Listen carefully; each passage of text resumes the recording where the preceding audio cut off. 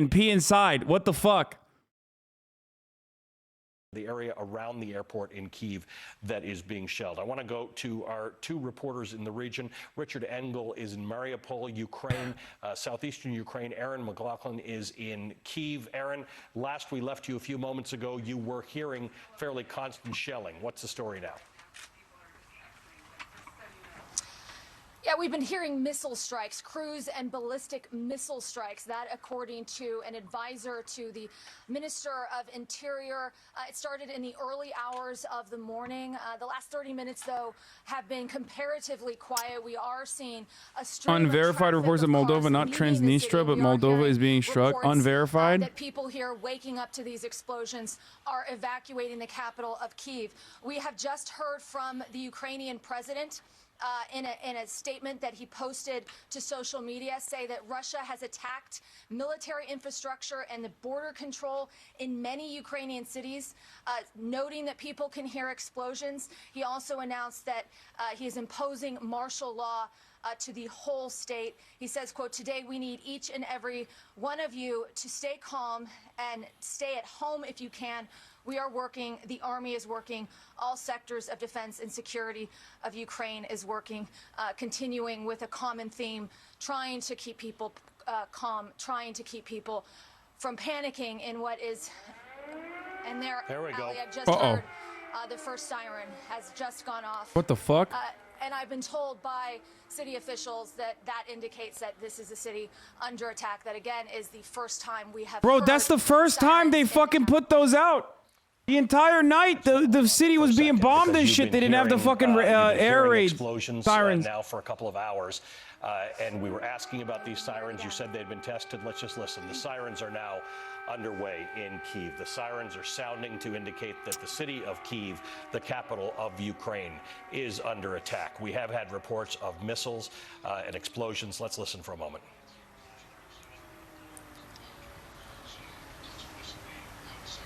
You're gonna listen to the fucking sirens? All right, those are the sirens we had been listening for. Aaron, stand by for a second. I want to go to Richard. There we go. There's the sirens again.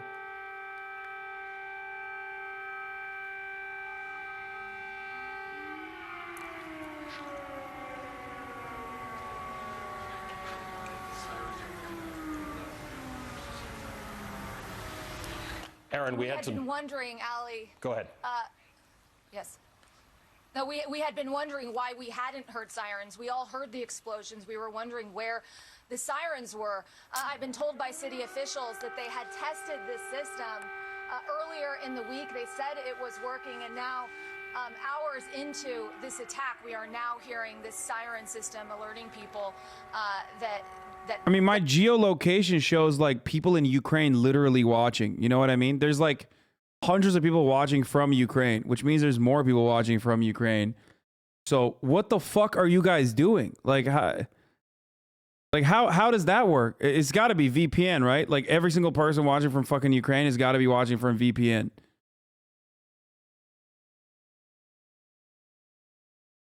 Like it's not like actual Ukrainians watching, right? It can't be. What do you want him to do? I mean, I don't know. I mean, what's up, guys? Like,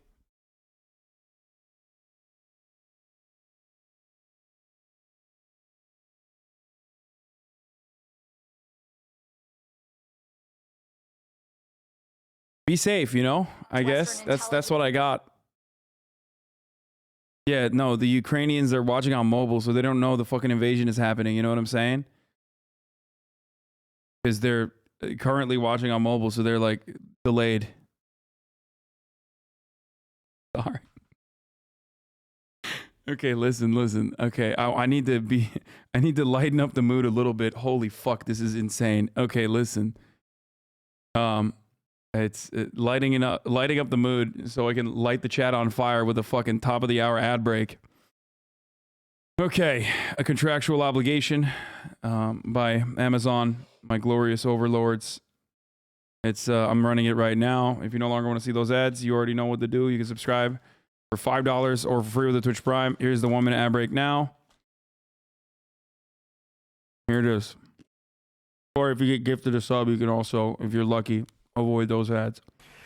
So President Zelensky, as Aaron was just talking about, issued a video What the statement. fuck? It almost looked like a selfie that he took at his desk, in which he said that martial law is being imposed all across Ukraine. He didn't describe exactly what that martial law would entail, but he told Airstrikes people on the to way? stay calm, to stay in their homes. And he said that military installations and border posts had been attacked after Vladimir Putin announced the start of special military operations, but that he went on to assure the people Russia has that closed airports in the several government, southern cities, is including still with them, that the government will Rostov, stay in contact, and that Krasnodar, the security Sochi, Anapa, services and are Belgorod. on top Per state of the media, that would situation. suggest airstrikes are on the way. There does seem to be, as I What was the saying fuck are earlier, they doing? a psychological What else do they need to component blow of all of up? this. And some of these very early phases may be designed to get people to leave the cities, to create that panic, to create those long lines of traffic that you're seeing out of Kiev, because there were reports of beach landings here in Mariupol. We're not seeing them. There were reports of beach landings in Odessa, also not being reported by witnesses, not along the scale of anything like the Russian state news agencies are describing. Wait, so the Russian state news were beefing up actually what they were doing? A short time ago, a report that the military infrastructure of Ukraine is being destroyed, but that civilians would not be harmed. So it seems that the Russian narrative is trying to soften the population, to appeal to the people to surrender without a fight, to appeal to the military to surrender without a fight, because what is being described by the Russians and what we're seeing at this moment don't correspond. Richard, talk to me about Mariupol, because it's going to become important. We've heard Matt Bradley talk about when there might be Chat, viewers, when I run an ad, viewership jumps up and down. Stop fucking watching how many people are watching, okay? Chill the fuck out. Offensive That's just how it is. It just normalizes afterwards. The southern coast of Ukraine. So according to the Pentagon, Russia has 10 warships with Marines on board currently in the Black Sea. We are on the Sea of Azov, on the coast of the Sea of Azov, which is connected to the Black Sea. We can see ships in the distance, but they are not firing. They are not at war. They appear to be normal commercial ships. So any kind of naval battle off the Sea of Azov, damn, it's over, bro. As far as I can see from Boys, where I'm pack it up. looking at War is done. War is done. The United Nations tweeted. It's good. All right, we're good. All right. You know, GG's. This was a good run. The conflict is over. They said, President Putin, you know, please stop this now. It's done. It was a good run, but it's done now. We're responding to safe. any We're safe. Particular incident. Although now, as we're speaking, I just heard What was that? one, sounded like one explosion. I heard that It may too. have been two, or that first one could have been the reverberation of the first explosion. Dog, put a fucking helmet on at least. What are you doing? Loud and clear explosion that we have heard since this operation began. So we will see how that develops. Yeah. But that was on the outskirts of Mariupol. I'm right in the center now. That sounded like it was a few miles away at the very least. So we will continue to monitor I heard that as you were speaking. We could hear that out here. That whatever it was loud. Richard, stay close as you get more. Just let us know. Richard Engel, NBC News chief foreign correspondent, who is in Mariupol, Ukraine. Aaron McLaughlin is in Kyiv for us. I'm just going to ask my executive producer where she wants me to go. Mike Memley is in Washington, D.C. Mike, you were reporting to us that you and your colleagues had heard that the president was talking to Volodymyr Zelensky. Now we have heard that Volodymyr Zelensky has released a video of himself talking about the fact that there is going to be martial law. We're hearing explosions. We're hearing sirens in Kyiv. We're hearing, as you just heard with Richard Engel, an explosion in Mariupol. If this gets any worse, I might have to get personally involved. Don't do it, 21 Team. Ali, from the White House on the president's call with President Zelensky, and I'll just read it to you directly. He says, it's interesting, Ali, having read so many of these foreign leader readouts, I will stay at the front, the sort of more casual language in this president's statement, which I think speaks to how quickly they wanted to get this out. President Zelensky, Biden says in this statement, reached out to me tonight, and we just finished speaking. I condemned this unprovoked and unjustified attack by Russian military forces. I briefed him on the steps we are taking to rally international condemnation, including tonight at the United Nations Security Council. Biden saying that Zelensky asked me to call on the leaders of the world to speak out clearly against President Putin's flagrant aggression and to stand with the people of Ukraine. Tomorrow, I will be meeting with the leaders of the G7 and the United States, and our allies and partners will be imposing severe sanctions on Russia. That statement there making explicit what was implied by the earlier White House statements tonight, that the president will be, as promised, escalating beyond the sanctions that he had announced just about 31 hours ago, Ali, at this point. It was interesting. We had been hearing all along, this is now really almost 3 months. Bro, I'm sorry, but there's only two ways. What do I always say? There's only two ways out of fucking conflict, okay? You either have to, there's only two ways out of conflict resolution. Escalation or de-escalation. Escalation, not in the form of sanctions. Escalation either with like military power and like full-blown fucking World War III, nuclear superpower, which is not going to happen, or de-escalation in the form of negotiations immediately, okay? It's fucking bananas that we're still like, oh, we're just going to give more, we're going to do more sanctions. Clearly, this motherfucker is lined up for the sanctions, okay? He doesn't give a shit. I'm pretty sure Vladimir Putin doesn't care, okay?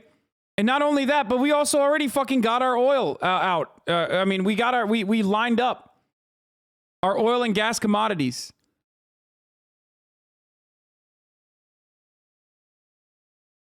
They have to fucking, they have to treat Russia as a peer. That's right. The president speaking tomorrow morning at 9 a.m. with his G7 counterparts. And then in the early afternoon was what the White House has told us at this point. The president will address the Dude, look at nation. North Korea. You can cripple a country with sanctions. that. Bro, North Korea got fucking genocided. What are you talking about, okay? North Korea, or Korea in general, is nothing like currently developed, post-Soviet, but still currently developed Russia that is like pumping fucking gas into half of fucking Europe. What are you talking about? North Korea. Sees Hadley Gamble, who's on her way to Moscow right now. North Korea had nothing, dude. Half their fucking population got decimated, dude. What are you talking about, North Korea? They have nothing. Everything was like fucking bombed out into oblivion. Are you insane? Russia is not North Korea. A car essentially to get into Kiev from a third-party country because Kiev, of course, is cut. Why are you spreading falsehoods about Russia? They have done nothing. Yeah, totally, dude. Fierce isolation of Russia. This is an attack on the world order. He's also saying that Ukraine is calling on the United States, the West, to immediately implement heavy sanctions. That would include immediate disconnection. I mean, of Russia. like Russia literally said they were going to war. There is no misinformation. Like Vladimir Putin openly stated he's invading. But I've been speaking to this man several times since December, and the message has always remained the same. If you don't implement sanctions ahead of an invasion would happen, and it looks as if that is exactly what has occurred. Now, he did tell me in terms of what happened, a timeline. He said 5 minutes after President Putin announced his intentions, we saw heavy artillery and rockets flying toward major cities, including the capital city of Kyiv. He said, of course, that was the one guy from Belarus watching, like, what do you mean Russia did not invade Ukraine? What the fuck? Happening. And as I told you previously in many interviews that I've had with this gentleman, the Ukrainians plan to fight for themselves. They've already been issued weapons from the government. The civilians have said they are ready to fight for their country. So this is a country, frankly, Ali, that's up in arms. And as you mentioned, the market, the U.S. Open is looking to go 2% lower. But I have to tell you, the Asia markets have already been reacting to this story. As you mentioned, oil over $100 a barrel, popping above $100 a barrel. This is significant because the White House, Western powers declined to sanction the energy sector. And there's a reason for that, because this what's wouldn't the just hit reason? the gas sector, this would hit oil prices, and you've got to remember Oh, that when it because comes to fucking oil fat prices, Americans need to fucking drive their gas-guzzling fucking Russia. Ford pickup trucks to Applebee's to get jalapeno poppers, and that's why, sorry Ukrainians, get fucked is America's position. Okay? Yee, brother. I mean, and now I know everyone's going to say, well, technically, gas prices are actually a strategic commodity that we absolutely need to stabilize us on. You're so fucking stupid. But my point is, if you're going to fucking do that, then treat Russia as a fucking peer instead of being like, oh, we're going to slap you with a little baby sanction. And yeah, totally, Ukraine, you'll be able to get into NATO. We'll totally let you into NATO. Just kidding. Get fucked. That's exactly what happened tonight. System, you can't trade with the world. Let's go to Kyiv, the capital of Ukraine, where those sirens continue to blare as a warning that Kyiv, the capital city of Ukraine, is under attack. Aaron McLaughlin is there for us. Aaron? Hi, Ali. Well, you can hear. Yes, you're right. I don't know why I'm so upset right now. I did see the UN tweet. I should be a little bit more calm. Clearly, it's over now because Antonio Guterres said the conflicts must stop now. I don't know why I'm freaking out. Like, it's over. The kind of booms that woke up so many citizens here in the capital in the small hours of the morning, according to an advisor to the Interior Minister. Cruise and ballistic missiles had been launched on the capital, striking military installations and airfields. No indication so far that civilian targets have been hit, but civilians did say they woke up, some of them, to their windows being rattled by the sounds of these explosions. It's absolutely terrifying and surreal to be standing here on this balcony, Ali, in a flak jacket in the Ukrainian capital. Many here just simply did not think it would come to this, but this is the situation they are now in. We have heard from President Zelensky urging people to remain calm, urging people not to panic. In a social media post that he posted to Facebook, it was a kind of a selfie video that he took. Bro, this motherfucker's doing selfie videos, dude. At this hour, I was speaking to his spokesperson just a short while ago. He declined to comment any further than what the president had posted on his Facebook. But again, he was urging people to remain calm, but he did say that a martial law will now be implemented here in the capital. Just yesterday, Parliament voted to approve a state of emergency, meaning that we'll see checkpoints here in the city, as well as a number of restrictions imposed on people living in the capital, a ban on mass gatherings, also extraordinary powers to police to be able to stop citizens and check their papers, that sort of thing. But now another layer of martial law has been announced on top of that. Ali. Aaron, thank you. We'll stay close to you. Aaron McLaughlin is in Kyiv, where there are sirens. I want to go back to Ambassador Michael McFaul. We were having an interesting discussion. What are they doing? Like, the country is literally lit up by Russia, and they're posting fucking Hitler memes, dude. What is going on? Yo, I think, did we open up a fucking portal or something since the Hadron Collider?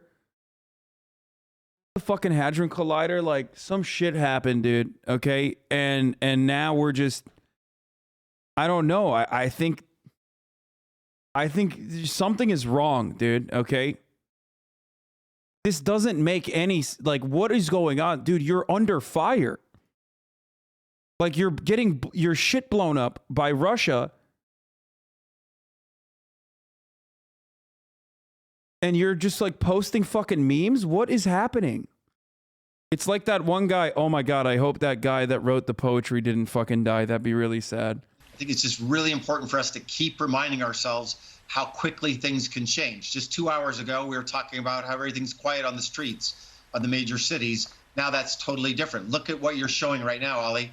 Not a single soul is on the main street of Kiev. I've been on that street 100 times. This time in the morning, that place is usually packed. Well, fuck, it's 7:20 and there's a hella cars. What do you mean, dude? We need to understand and keep updating as best we can.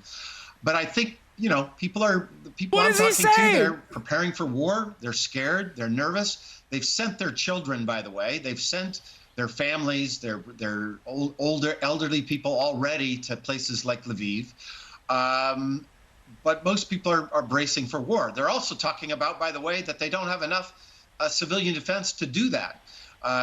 One of the calls I was on today a few hours ago saying silly things, not silly things, but pretty pedestrian things like knee pads, which you need to shoot a gun. There's no knee pads. And so those are the kinds of things just every day. God, I fucking hate Seth Abramson so much. Preparing for what I think will be a pretty disastrous next hours and days and weeks to come. I want to put up a map that shows the NATO countries that are in that region.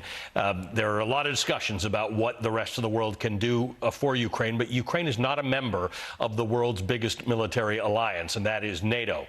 So at the moment, there are no discussions of NATO troops or U.S. troops going in. Yeah, no shit. There, like, of course, there's no discussion of NATO troops anymore.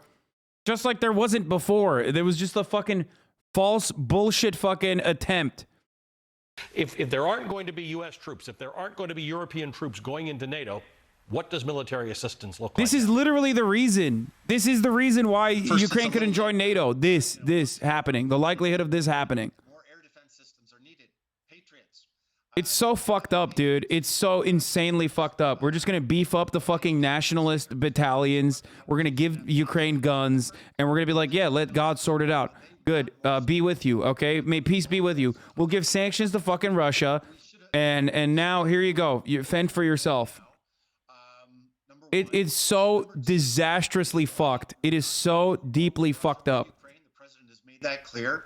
I think it is, however, incumbent on the president and the NATO alliance to take the necessary actions to make crystal clear that any attack on any one of our NATO allies will be an attack on all. There's something called the NATO Response Force, the NRF. It hasn't mobilized yet, Ali. I mean, why is that? Well, you know, it was. So would you rather have World War III? Just curious? No, of course not, dude. Of course not. At a certain point, you just have to fucking remember.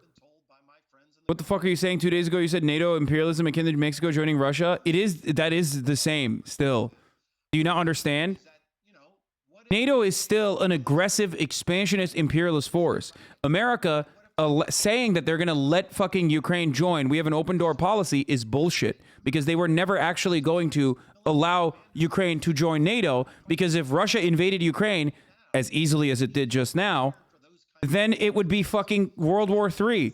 Russia invading Ukraine like this is to show the rest of the world why Ukraine can't fucking join NATO. It is a buffer state. It is supposed to be a buffer state between fucking NATO. NATO isn't expansionary at all, you dimwit. Yeah, shut up. Tell that to the fucking Libyan slave markets and Afghanistan and numerous other instances where NATO has been used as a fucking offensive force. Shut the fuck up. We're not even having a conversation about NATO. Putin is still at fucking fault. He's the main party involved here, okay? But if you have a realpolitik fucking point of view, a real perspective on this, then you have one of two things that you could do in this situation. Either fucking be like, full-blown war. We're declaring full-blown war against Russia. The entire world's going to go to war with a fucking nuclear power, okay? Or you have to actually suck it up and take the L and meet the fucking demands. Cave and meet the demands of this superpower on the planet. It's a sovereign power. It's not the global hegemonic fucking power that the United States is. But that's what happens when you fucking violate the unspoken rules of being like a major power, a major player on the planet. Although I talked to them. And as I said already, and as I said time and time again, the fucking victims of the situation are the Ukrainians. To wipe out Ukraine's military defenses, right? Remember what Putin said a couple hours ago. He said, we're going to demilitarize Ukraine and then we're going to do denazification. So I still think we're in that early phases where they're still attacking military targets. But I don't want to second guess what Mr. Putin is going to do next. That we know he's doing now, and you know, you could just take the L Ukraine. Wait, no, that's not what I'm saying. America has already delivered the L to Ukraine. Okay, that's not what I'm saying at all. I'm saying America needs to fucking take the L. They are not under attack right now, but in the rest in the major cities. Ukraine is the nation that already, no matter what happens, they're fucked. Okay, they're stuck between IMF, European powers, possible fucking NATO allegiance that'll never come. Okay, acceptance of the NATO that's not going to come. And then on the other side, they have Russia, which is literally the fucking bear, the giant. That's like, yeah, fuck you. We'll literally, you know your fucking place. We will take you over. We will destroy you immediately if we want to. In some places, and that is something Courtney Kube said that the U.S. expects, that the Russians may try and endanger airports. They may try and ruin runways so that the defense systems are Belarusian troops are now joining Russia in the attack. What the fuck? Yeah, well, what are they going to This do? is simply not shock and awe. This is an NBC News special report. Here's Tom Yamas. And good evening. We are coming on the air with breaking news. Ukrainians are waking up to the sounds of explosions and emergency sirens. Russia's unprovoked attack on Ukraine is underway. Officials there say missile strikes, troop landings, and shelling across the country has begun. Ukraine has declared martial law, and one of the first and most telling images of this crisis is the line of bumper-to-bumper traffic. You see it right there. This is to leave, or rather to escape the capital city. Russian forces are spread along nearly every border. Russian President Vladimir Putin going on television overnight announcing the attack and telling Ukrainian forces to lay down their arms. I want to get right to Kiev and Aaron McLaughlin, who's been reporting there for us all night. Aaron, what's the latest? Hi, Tom. Well, we have heard the first sounds of sirens here in the capital, alerting people that the city is under attack. This was preceded by hours of booms in all directions from where I'm standing now. The last explosion that we heard was just about 50 minutes ago, according to an advisor to the Minister of the Interior. Ballistic and cruise missiles struck a number of locations, including airfields as well as Hold on, we'll look at that in a second. Ukraine is trying to fucking kick off Russia from the Security Council? What? Struck so far, as we know. We have heard from Ukrainian President Volodymyr Zelensky in a statement, video statement that he posted to social media. Bro, are they fucking insane? Russia has attacked our military. They're like dying. The bully is fucking choking them out on the playground, and they're like literally fucking one last like fuck you. Like what do you mean? Here's the ambassador citing the part of the charter that deals with the admission of members during his speech at the UN Security Council earlier tonight.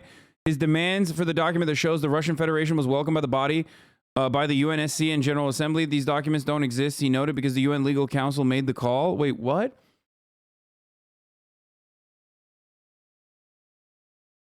Also, Belarusian soldiers joining the Russian forces is not surprising. It's a fucking vassal state. It's like Russian territory, basically. Earlier last year, if you remember, when uprisings occurred, popular uprisings occurred in Belarus, I watched it live, but I didn't realize that they were, I didn't realize it was also trying to fucking challenge whether the Russian Federation is the legitimate successor or not. So how much is Putin paying you? Dude, millions of dollars, dude. Putin is paying me to say that he is very bad and that invading Ukraine was an incredibly, horrifyingly awful thing. It's really cool that, I'm getting paid to say that he is bad. It's a really chill thing.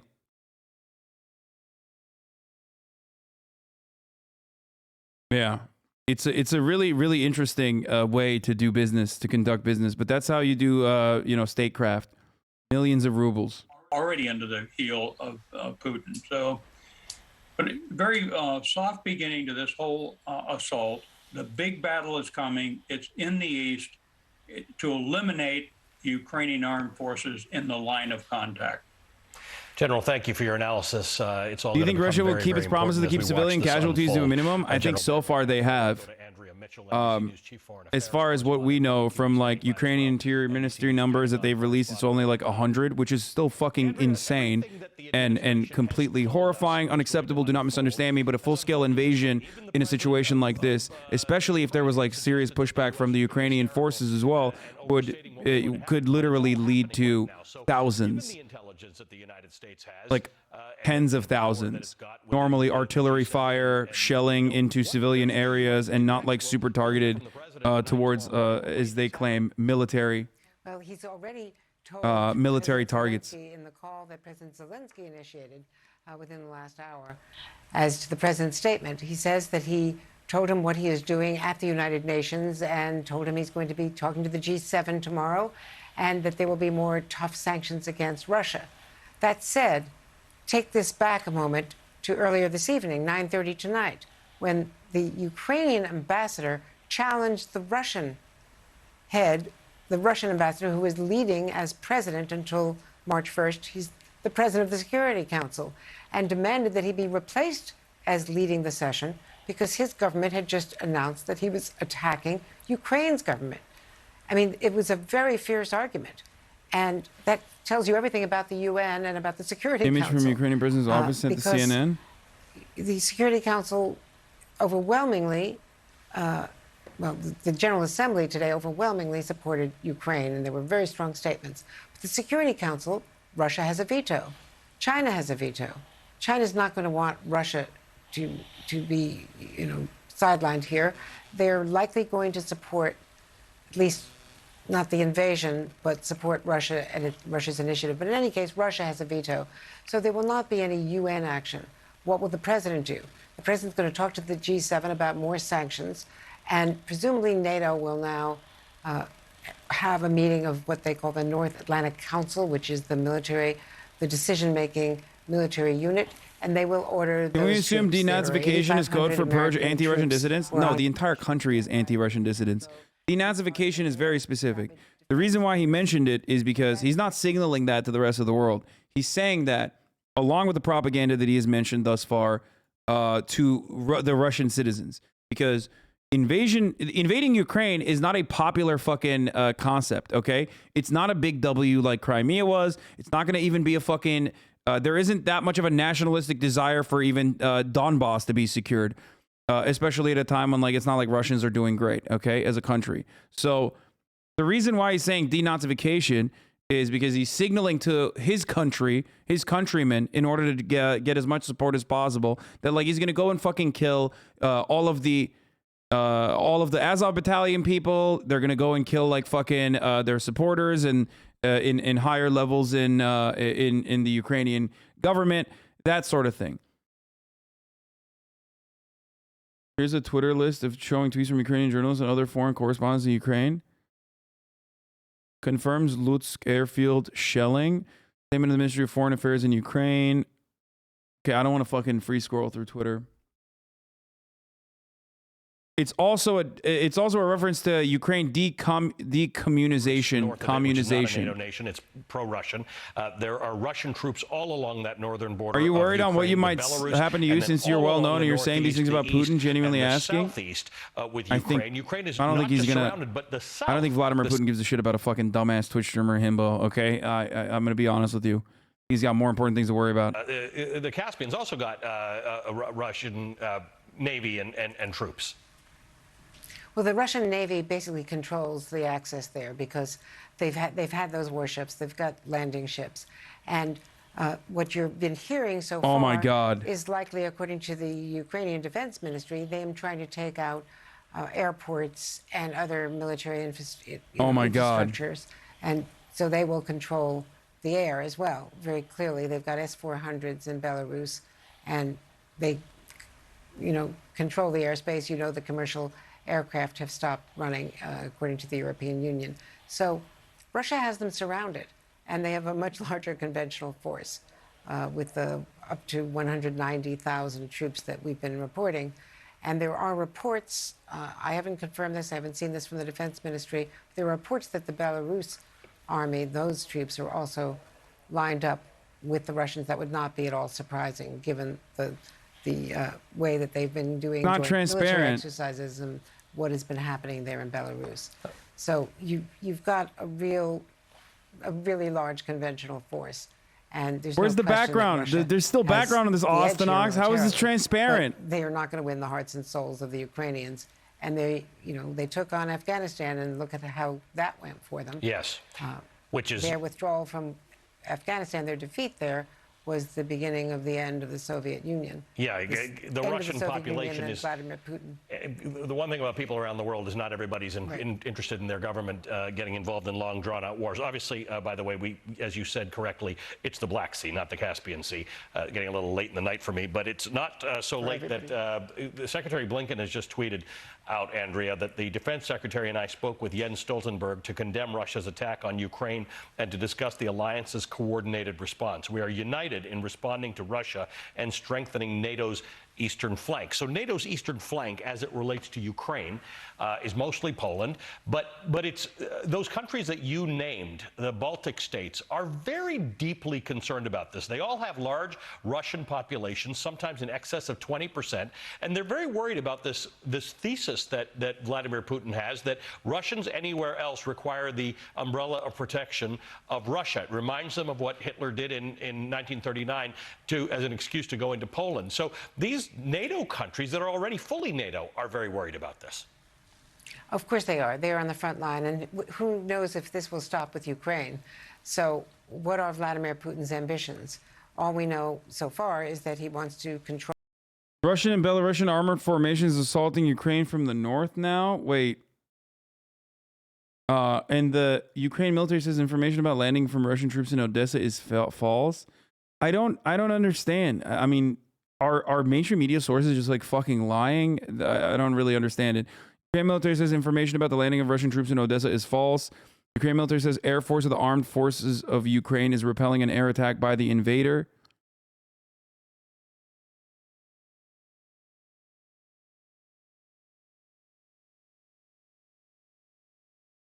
What is happening? By the way, it almost feels like Russia itself, because like I've heard Russian misinformation on the Russian side greatly exaggerating all of the fucking attacks that they've engaged in, and it's making it seem like it's literally making it seem like, I guess, whoever the fuck has like been telegraphing what Russia's going to do on the Russian intelligence side to the Americans is still baiting them into believing that certain things that are not happening are happening. You know what I mean?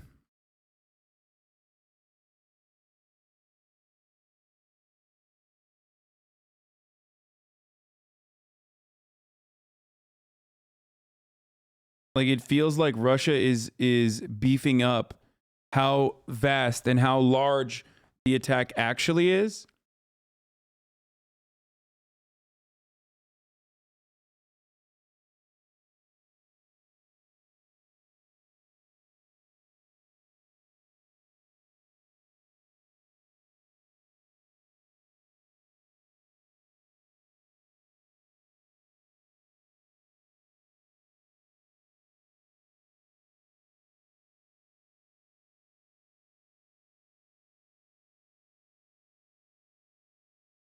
Sorry, I just got some information. Of this world and the oligarchs who are now being punished in these sanctions, but the sanctions will not touch Vladimir Putin and his progeny. Yeah.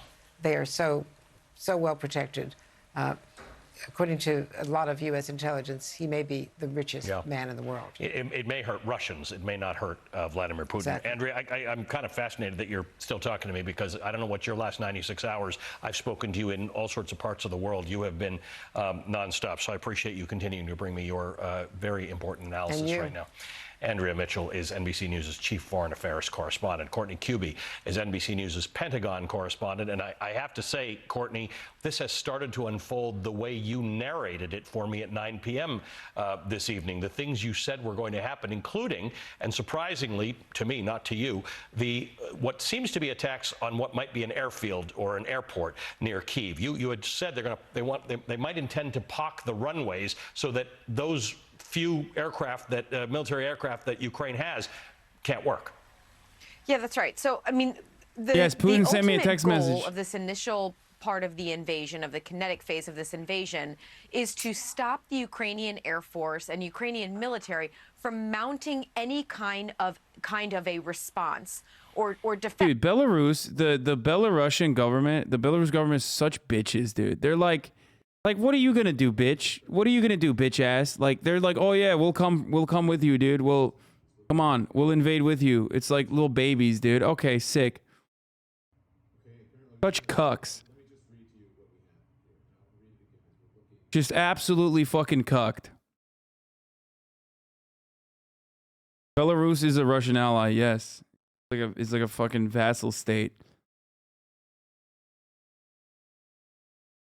Belarus is Russia's Canada? I mean, kind of, but worse. Please stop sending me the same fucking meme over and over again. I don't know why the fuck. I don't know why the fuck that's what Ukraine has decided to do at a time when they're being invaded.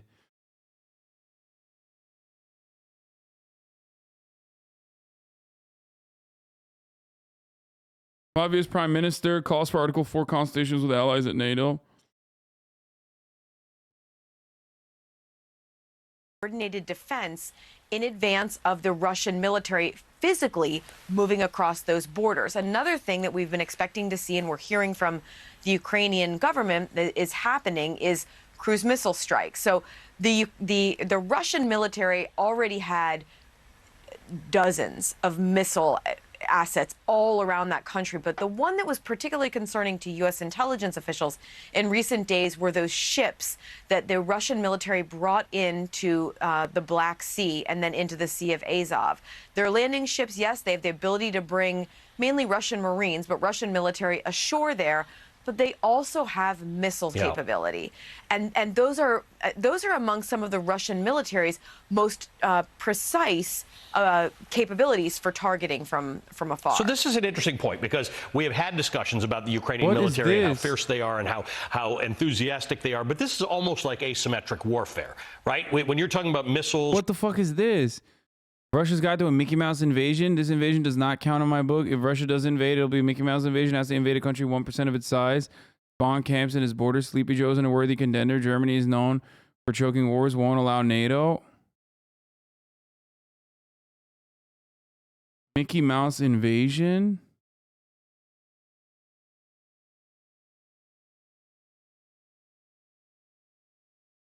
Bro, what is happening right now?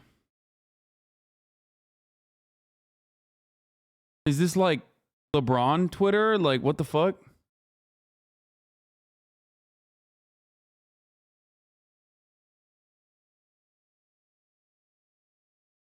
It should be transparent. Let's see.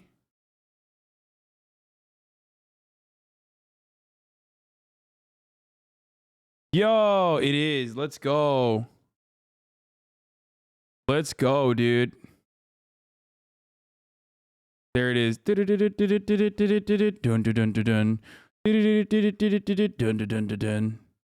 news. Vladimir Putin is very bad. Did any alarm bells go off when Vladimir Putin a few hours ago made reference to the fact that they are a nuclear-armed country? Everybody knows Russia is. But the fact that he brought it up in the process of declaring military action in Ukraine struck me as unusually aggressive. Yeah, I completely agree, Ali. And I actually asked people about that because, you know, most likely when he's saying... Don't. I will die. I don't want to die. I don't want to subject you to fucking brain cancer. Did you just give me... Don't link me fucking Keemstar, dude. Keemstar explains Russia invading Ukraine. Sent some bombers. There are reports that he has some attack fighters in Syria, which is meant to be a very specific deterrent to the United States military. If there's any sense that the U.S. military is going to go in, he has those capabilities all over the area. Also, there are reports that he sent some of these hypersonics. Yes, I am curious. I am a little curious about how fucking stupid one can be. But it doesn't matter because I don't want to hurt my brain that much, okay? It is the equivalent of fucking hitting myself with a hammer over and over again until I have long-term memory loss. That is what it would be like if I were to listen to Keemstar's fucking point of view on this situation. This long written op-ed that he wrote back in July and released publicly, he has made it very clear what he wants to do here. He is also now sending signals, clear signals, but with things like these hypersonic missiles and these bomber deployments to the world and to Western allies and to NATO and to the NATO alliance that, look, I'm going after Ukraine. Don't try to stop me. And if you do, these are the capabilities that I have. And that he is making it very clear he is willing to use. That is remarkable. When he said that, I thought that was something, we've come to expect everything these days, and that one I didn't expect. Courtney, thanks. Stay close, please, and let us know as soon as you've got any more updates. I want to go back to Kyiv. Aaron McLaughlin is standing by. Matt Bradley is in Kharkiv, Ukraine. Keir Simmons is in Moscow. Let's start with Aaron. What's the situation there, Aaron? Well, we have just heard from the emergency services here in Ukraine posting to the people, to Ukrainians, saying, we ask you to stay calm, not to panic, pack your valuables, warm clothes, and be ready to act accordingly to official orders. Military objects are being shot, and this can cause a threat to the civilian population. The State Security Service, Ukraine, is ready to help you. It has been a while now since we have heard the last explosion. The last explosion we heard was about over an hour ago. The sirens for now also seem to have stopped. People are continuing to evacuate the city here. Although while they're leaving in cars, we're hearing reports that some of the highways in the western direction of Ukraine are now jammed with traffic. But the streets of Kyiv themselves, though, are empty as authorities are trying to urge people to remain calm. We have heard from President Zelensky in a social media post urging people not to panic, and he was urging people to stay home and to stay calm, saying that Ukraine is now under attack. This is a scenario which really the Ukrainian government had been downplaying for some time. As early as the beginning of this week, President Zelensky saying that he did not think that Russia and Ukraine were going to go to war. But this morning, the blasts that woke people in the capital, obviously indicating that war is now very much underway, as we're waiting to hear more from authorities in terms of their next steps. I spoke to the Ukrainian president's spokesperson a short while ago and asked him where the Ukrainian president is. He declined to comment, Ali. Aaron, have you been able to get, I know you're working hard and you're paying attention to everything that's going on, but we're not sure where. Clearly you heard explosions in Kyiv. We were together when you heard them. Then you heard the attack sirens. Do we know where those explosions happened yet? And I'm asking you because when I was talking to Ambassador McFaul earlier, he seemed to think that he was hearing from people in Ukraine who thought at least some of them might be near the airport, although you indicated you were hearing them from different directions. Yeah, I was hearing explosions really at all sides from where I am right now, really in the heart of the capital. I was hearing explosions to my left, to my right, and then directly behind me. Unclear where exactly, precisely those explosions were happening. Of course, we did hear from an advisor to the Minister of the Interior say that ballistic missiles were launched, striking a number of military installations as well as airfields, though we have no further clarity from authorities on specific targets at this time, Ali. Okay, as soon as you hear about that, please let me know. Obviously, it's militarily significant and important if they're hitting the airports because Ukraine doesn't have a massive air defense capability. Stay there! What? Stay down, just stay down! What? What is going on, bro? Yo! It literally magically jumped the Sci-Fi Channel, dude.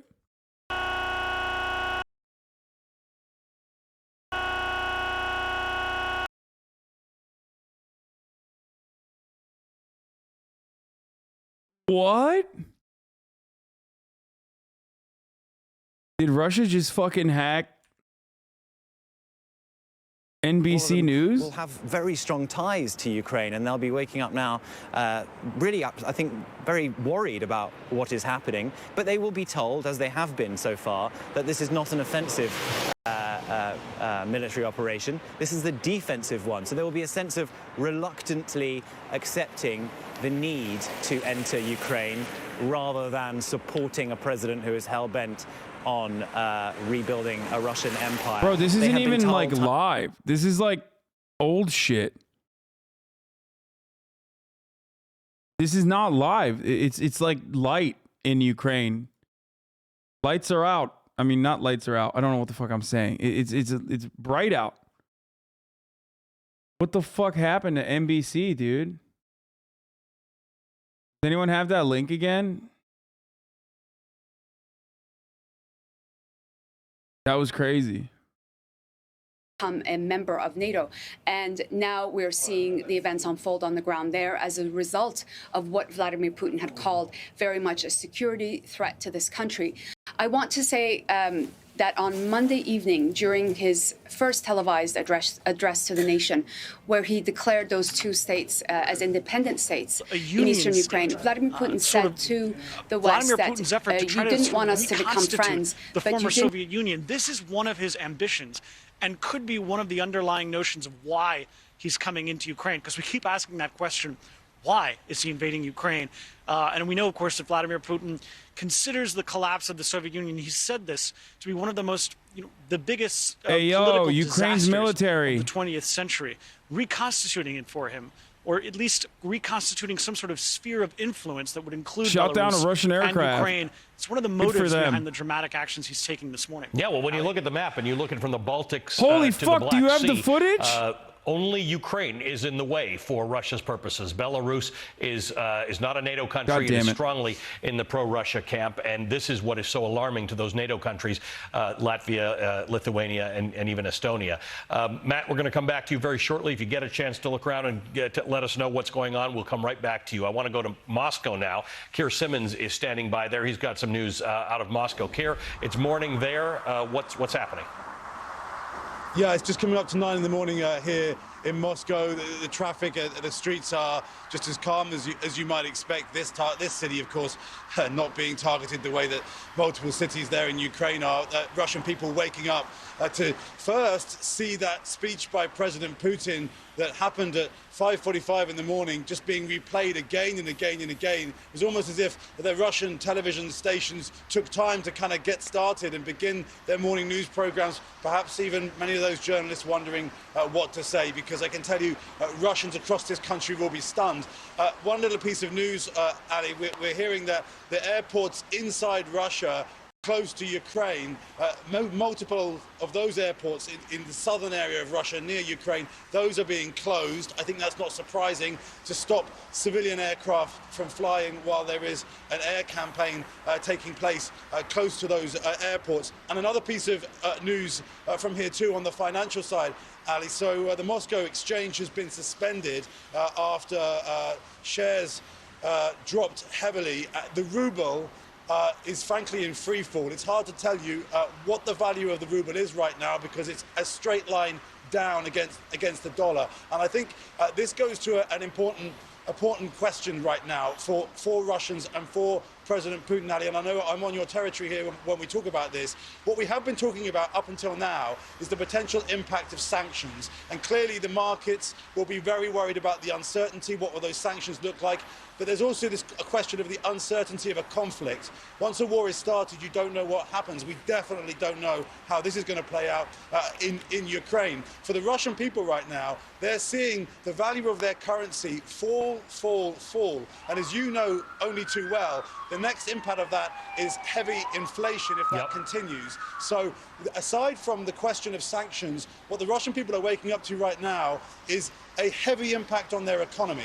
How will that affect their psychology? You're going to have these twin track issues. One is, how is this conflict playing out for President Putin? And on the other hand, what is it doing to the Russian economy? Aside from the sanctions, what will it be doing to the Russian economy? What will it be doing to the value of Russian savings? What impact will that be having on Russian public opinion? President Putin clearly has made the calculation, and the opinion polls have shown that many Russian people haven't wanted this conflict, have hoped this conflict doesn't happen, but President Putin has clearly made the calculation that he can lead his people into this war and that they will support him. But he does have a domestic issues to deal with, primarily the economy, the standard of living for ordinary Russians, and that is going to be a challenge for him if the markets continue to react in the way they are in these early hours. In fact, in 2014 and in years... Bro, this shit is still more powerful than the lira. Are you fucking kidding me?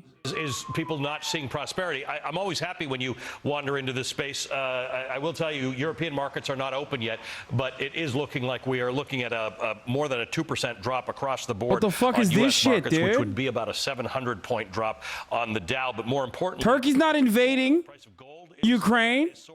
the price of oil is up. Fix the lira right now, America. $102 an ounce now for Brent crude, almost $97 an ounce for the crude that we use here in the United States. So I guess this is a long way of me asking you, Keir, what's the long game for Vladimir Putin right now? Because you don't know economically how war works out in the short term, and it often isn't good for regular people. But Putin's got something else in mind. He's got empire building in mind here. Yeah, he has. And we should just mention, when you talk about the price of crude, of course, there is this terrible reality that the higher the price of crude goes, the more money Russia makes, because, of course, it is an energy supplier. But that only goes so far if the currency is taking a beating, frankly, because of the other implications that has for people's savings and for inflation here in Russia. Just in terms of, what is Vladimir Putin's aim here? I think another aspect, we've talked about some of the things he said in that speech in the early hours of the morning here, how he talked about Russia's nuclear capability, how chilling that is to hear him talk about that at a point at which he launches this war in Ukraine, because it's clearly directed at the West, Ukrainian military, 5 enemy planes and a helicopter shot down. Reaction to this. So that is frankly chilling. But also in that speech, he once again talks about NATO. Now, we've said it again and again, and everybody watching will know this. Of course, Ukraine is not part of NATO. So at the same time as launching this conflict in Ukraine, Vladimir Putin once again saying that this is a part of his opposition to NATO. He's not fighting NATO right now. And so to answer your question, I think what his aims aren't clear. Is he trying to bring down the government of Ukraine? That seems pretty likely, pretty clear. What is his plan after that? We simply don't know. Does he plan to try to occupy the country? We simply don't know. We think that seems unlikely, not least because of Russia's experience in Afghanistan. Before America's experience in Afghanistan, of course, Russia had a very negative experience of trying to run Afghanistan. So it seems just hard to comprehend that President Putin's plan might be to try and occupy Ukraine. But of course, the issue would be even if he does manage to bring down the Zelensky government, what is he going to be able to put in its place? These are the kind of unknowns that will be worrying the financial markets around the world this morning, and very much so here in Russia. And these are the kind of questions that you begin to ask as the conflict starts, because you never know how a conflict ends. What the fuck? You're absolutely right about that, Keir. Thank you for your reporting on this. We're going to stay close to you through the course of this night. It is 1 a.m. In New York. We are here from NBC. Bro, what the fuck? Yo, people need to stop, dude. I feel like I'm watching George Floyd die again, only the country version. We all stand knowing this is wrong, but helpless to stop it. What can we do now? Hashtag Ukraine is George Floyd. Dude, if Donald Trump abolished TikTok and then hit one off on fucking Twitter, I swear to God, greatest president of all time, okay? Just think. We're so this close to fucking ending TikTok. This close. This fucking close, dude. Imagine this timeline ends in nuclear war because we elected Biden over Trump, who maybe would have gotten us in shit with China.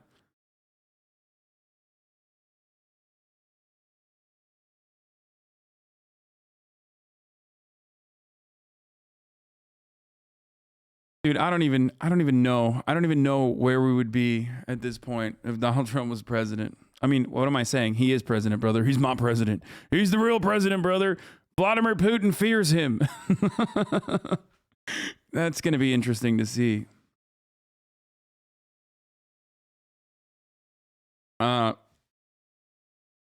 Kiev looking pretty not bombed right now. Yeah. I mean, listen, boys, listen. Yes, the American assessment was a little fucking aggro, but like, it doesn't matter, okay? What Russia did tonight is completely psychopathic. Just insane. So far, luckily, it has. It seems to have chilled out. I mean, but it is an act of war. I mean, people were saying shock and awe, like Baghdad style. This was like, you know, it was not shock and awe Baghdad style, but hopefully it doesn't get worse than this. Do chatters think that Ukraine is going to look like Iraq after 6 hours? I mean, if you listen to American media, yes, you would have expected Ukraine to turn into Iraq in not 6 hours, but like, yeah, that's what they were saying. They were saying that they were going to fucking unload onto Kiev. And it's still completely unacceptable regardless. So what they did was insane, completely insane.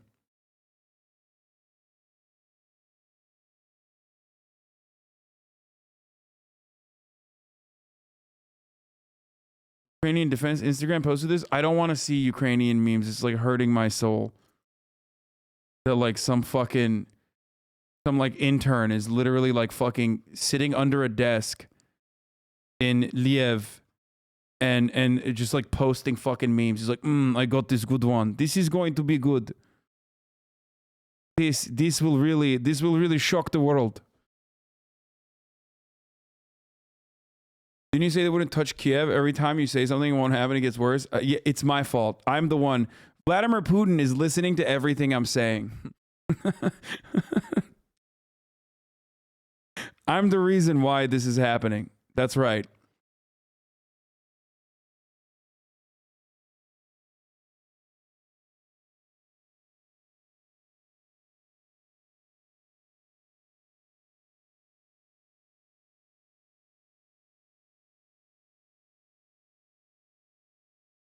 HasanAbi, telephone conversation with President Turkey. Wait, what? Telephone conversation with President Turkey Recep Tayyip Erdogan. What's Turkey gonna do, bro?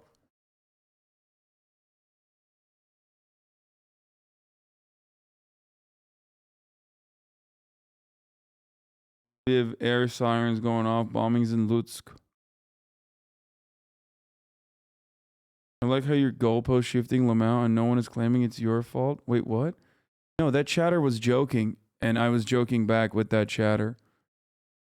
But I guess you're still feeling some type of way about it. Here, take a week off. I know that like leftism means no jokes, and the less jokes you make, the more leftist you are. But the greatest joke of all is the top of the hour ad break. That is, of course, if you are already subscribed for $5 or for free with a Twitch Prime. That way, it becomes a joke for you because you no longer see any ads and you enjoy an ad-free broadcasting experience.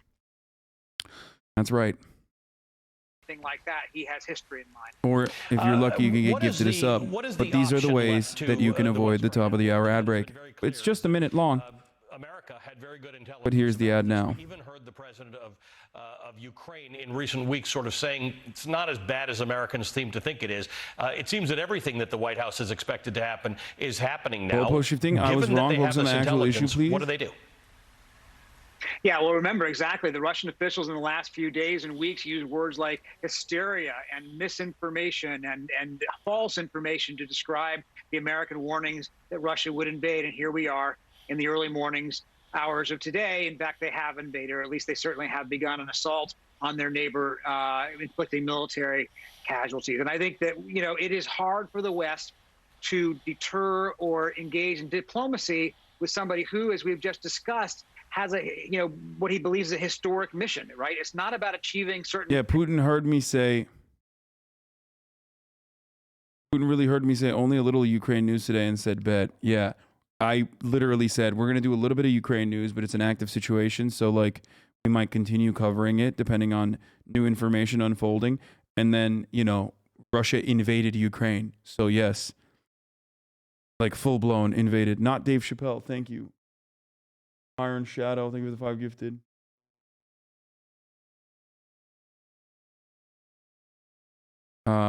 So that was Hasan, will I be able to enjoy Elden Ring tomorrow, or will I be dead due to atomic bomb related incidents? I think you're going to be fine. Shock and awe Baghdad style would mean vaporizing civilians, hiding in underground bunkers. Let's hope that's not the case. Holy shit, this motherfucker keep talking about how fragile he is against light criticism. Come on, bro. Wait, what? No, no one is talking about this. You're the one talking about this.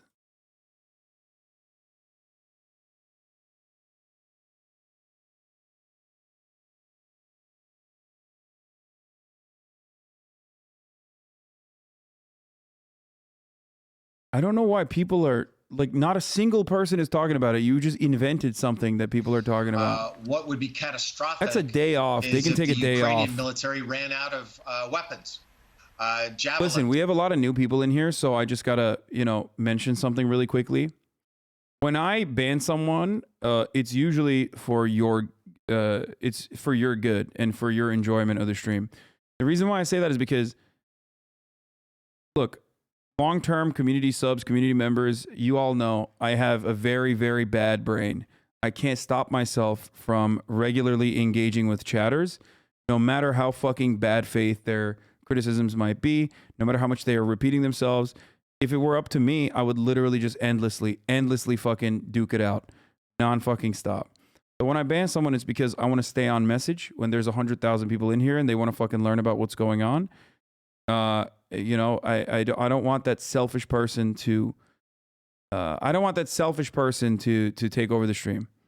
Okay, that's it. Because that person is being narcissistic. They want the stream to center around themselves when they do that. Anyway, let's continue. People don't deserve to suffer, but at this moment there has to be much more pressure on all of Russian society. And I hope that's one of the things that they were discussing. Luhansk separatists announced the intent to seize more territory. Yes. Who knows how to use the Twitter better than I do, just sent me Zelensky's tweet in English, in which he says, urge to stop Putin, war against Ukraine and the world immediately, building an anti-Putin coalition, immediate sanctions, which you just said, defense and financial support. He also says, close the airspace. Now let's talk about this for a second. My man Close said the the airspace. Twitter. Can NATO do that? Can the U.S. do that? Ukraine's not a NATO country, but NATO's Ukraine is asking them to do that.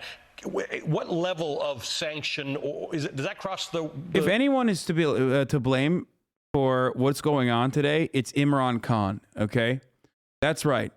Fuck it, I'm saying it, dude. Look at this motherfucking poster, dude. Can you imagine?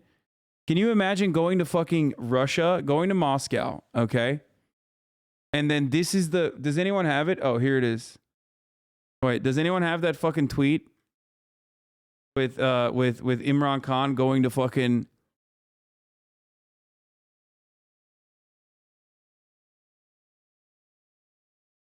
some of you must have seen it, okay? You must have seen what I'm talking about. There's 100,000 people in here.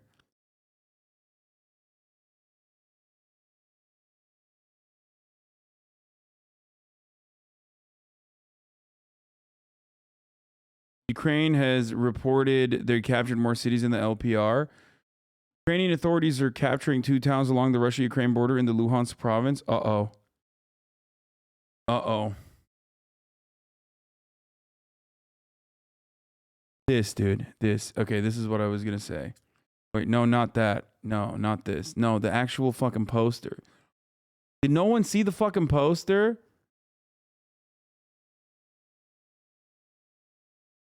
God damn it. The Imran Khan poster of him like actually going to Moscow.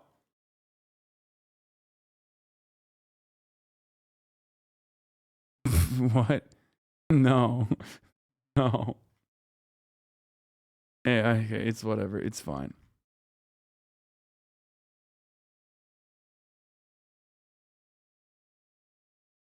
What a time I have come. So much excitement. It's not looking great.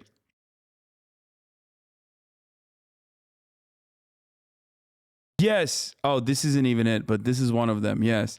On invitation of the Russian President Vladimir Putin, along with high-level delegation, including members of his cabinet, will embark on a 2-day official visit to Russia today.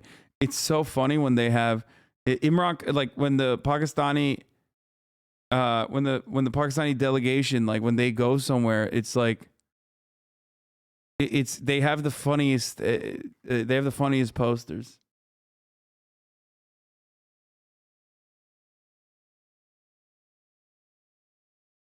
I know you heard Ludwig. Wait, what? I think there was another one. This is what I was looking for, dude. I've never seen some shit like this, bro. I think more leaders need to do stuff like this. Okay?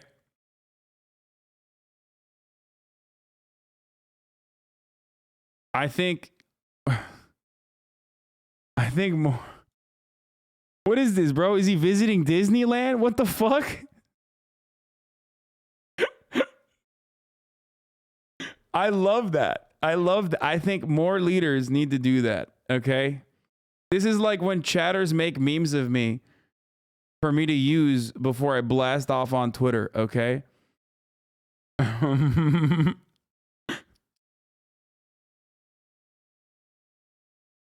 The sun and the shadow are behind him. Yeah, I mean, they weren't working too hard. Russia, wait, I don't understand. I'm getting conflicted reports on here. Russian military says it has neutralized Ukraine's air defense capability, but then Ukrainian authorities are reporting the capture of 2 towns. They're saying it shot down 5 Russian planes. You know what I mean? Like, what's happening? Who do I believe in this situation? I don't know.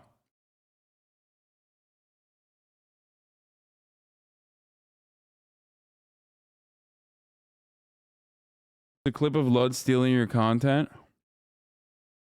Oh, it's a 13-month sub. Don't do it to him. You're, you know, it's a 13-month sub, Hasan. Don't do it to him. Type of way about it. Here, take a week off. Ooh, saved. I know that, and I was joking back with that chat. Why is Ludwig just watching me? Lying only helps Russia. Ukraine isn't helped at all by lying.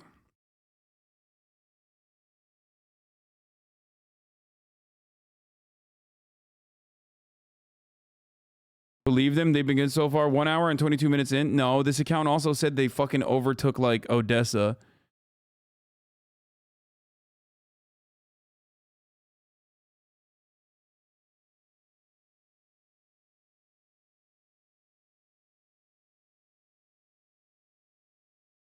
Germany asked nicely for Putin to stop. Germany calls on Russia to halt military campaign immediately.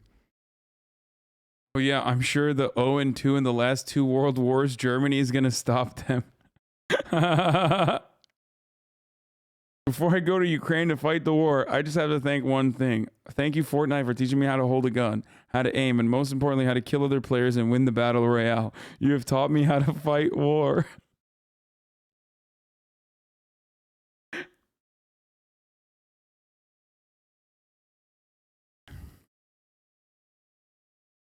Germany finally on the good side of a world war. The one time, dude.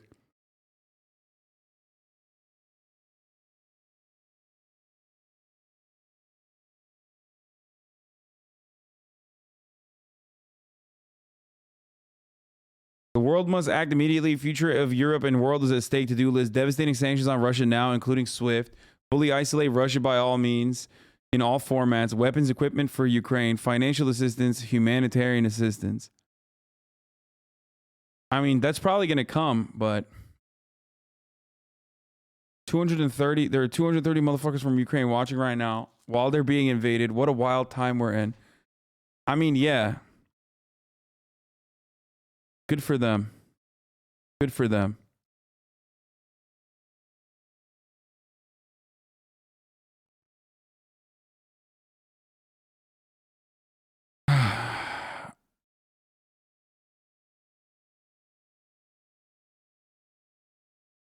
Why is Ludwig watching me? You do the same shit to NBC. I don't see the difference. Lamau. Wait, what? No, I don't have a problem with Ludwig watching me. I think it's funny. Fuck you, Ludwig. Dude, imagine we could be hanging out. That could be cool, but no.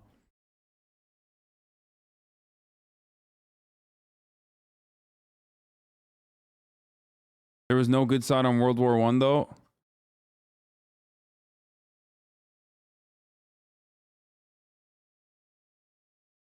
There was one side that won their battles. Third time's the charm, Germany. But still lost the war.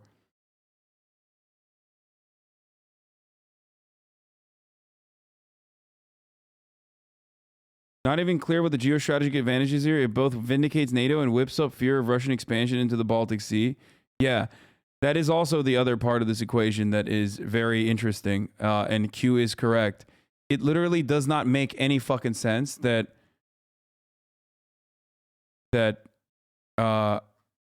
Russia did this. Even the most like aggro fucking Marxist-Leninists are gonna, most aggro Marxist-Leninists are gonna say that's unacceptable. It's totally irredeemable, indefensible. Not only is it all of that, but also it's indefensible, irredeemable, completely aggressive and psychotic. Actually fucking falls into the memes that like Putin is a madman. Putin is a madman. Okay. It plays into Putin being a fucking madman. And not only that, but it just doesn't, like, there's no advantage to it. This level of posturing, I mean, this goes beyond posturing. This is just all-out war. Billion shells, goddamn you. Smirch MLRs, rocket boosters stuck in concrete.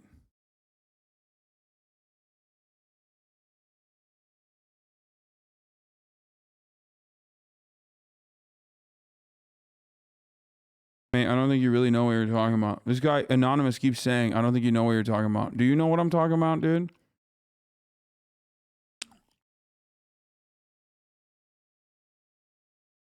Go ahead, Anonymous. Explain to me why this is happening.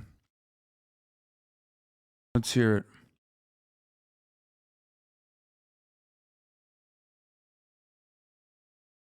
What is this, some crypto shit? Is that what you're going to say? You know, the Russia needed access to the Bored Apes. Is that what happened?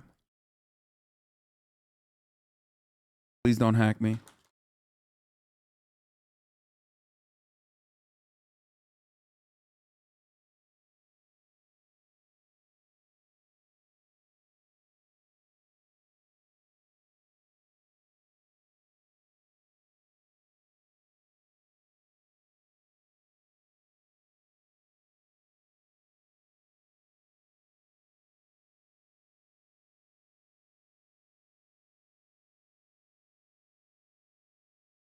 They might have gifted a lot of subs back in the day. I don't remember, but supporting a sympathetic breakaway region on the border is one thing, but invasion and forced participation of another sovereign state is nothing but violent irredentism.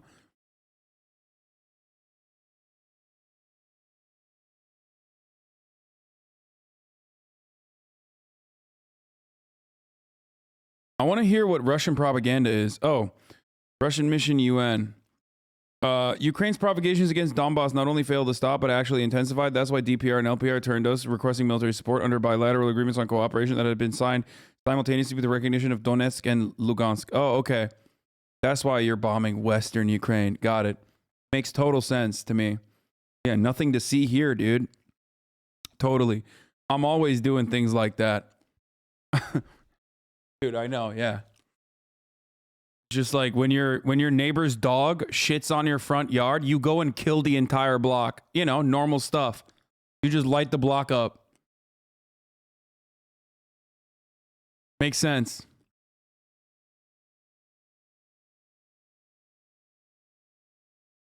Why are you dick riding America? First of all, I'm dick riding your mom, okay? And by that I mean I'm not having sex with your mom's female penis. I'm saying like your mom is dick riding me. It's late. I've been live for 11 hours, okay? Secondly, holy fucking shit, dude. Can I catch a break? It's not black and white. These situations are not black and white. Everybody, every one of these dumbasses were like, oh my God, you're like fucking such a big fan of Putin. Why do you just have an anti-America bias? You love Putin. Whenever I do any sort of fucking analysis that features anything beyond like Vladimir Putin's a big bad baddie who's irresponsible and crazy and just wants to fucking melt the world on fire. But when he does actually end up behaving in a way that is consistent with like melting the world on fire, that does not have any sort of like immediate strategic, doesn't make immediate strategic comprehension, And I point that out, and you're like, wow, you must fucking love America. You're dick riding America.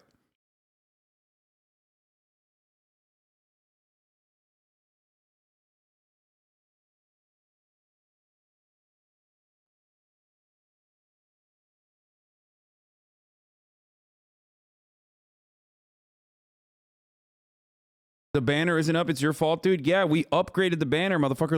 Look above me. Look directly above this on the right corner of the fucking screen. What does it say? Putin is very bad. Ukraine. It says Haas News breaking. Shouts out to Ostenok for the sign. Are you blind? Should I do this? Breaking news. Putin is very bad, it says.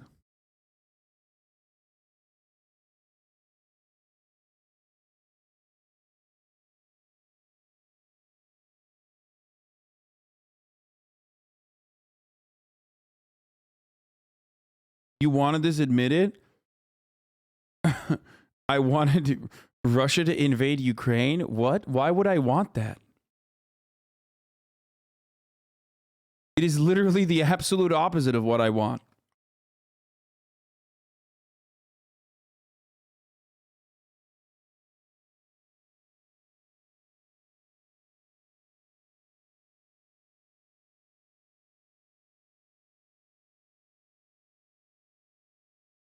Anyway.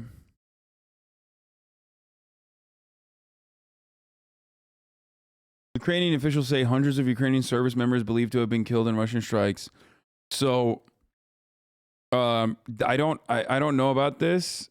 I don't know about like this source, but I did hear Ukrainian Interior Minister saying that hundreds of, what the fuck is happening there? What was that? What was that? Yeah, I gotta go back and look at that. What the fuck? Were they hacked or something? What the fuck was that?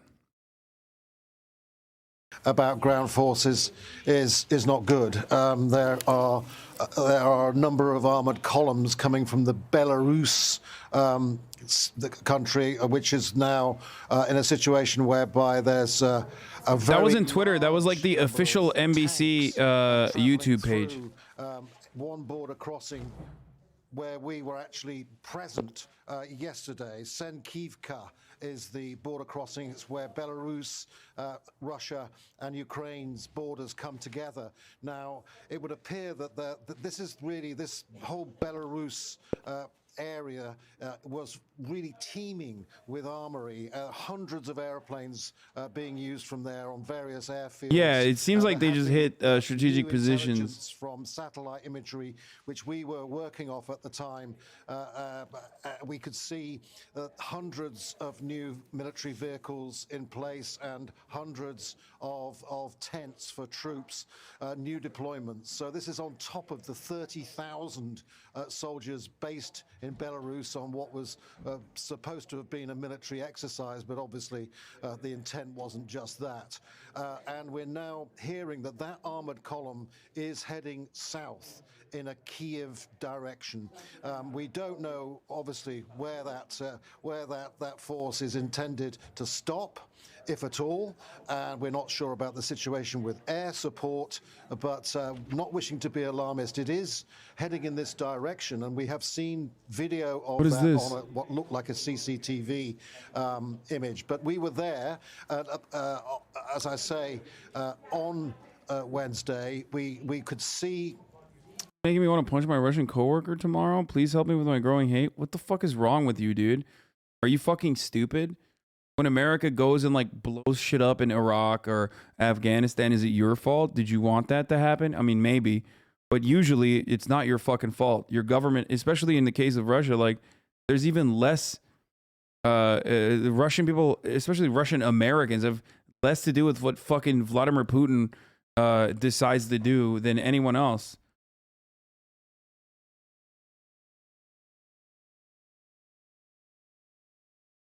Don't be fucking stupid, dude.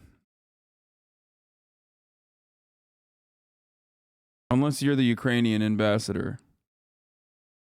And that's who your coworker is. co-worker is the Russian ambassador. They could peel off. They could go in different directions. Then it kind of makes sense, to be honest. In that case, it's okay. That only less than 200 kilometers away is a lot of military hardware, multiple missile launchers. There are also air defense capabilities there as well. A lot of the missiles may well have been fired from Belarus. We're not sure of that, but Sepla, a well-known Final Fantasy 14 Twitch streamer, is trying to get to the border of Poland right now. Jesus Christ, dude. Do not drive to Zhytomyr on the MO6. Russian aerosol will be taking crossroads. Go to south to Bilaterska, to Berdichev, to Vinnytsia, to Kamenetsky. Fastest evac, go to Chernivtsi, crossing to Romania.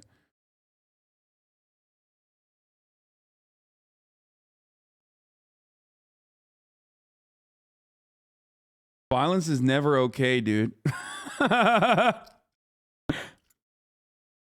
That's what people did to Muslims after 9/11? Yeah, I mean, exactly. It's fucking completely unacceptable and disgusting and has nothing to do with, like, Russian Americans.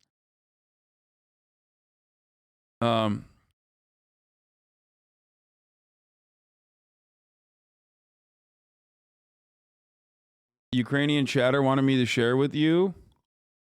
Packing my shit right now. Shit right now with you as the radio? What the fuck? That's crazy, man. Be safe, dude. Holy shit.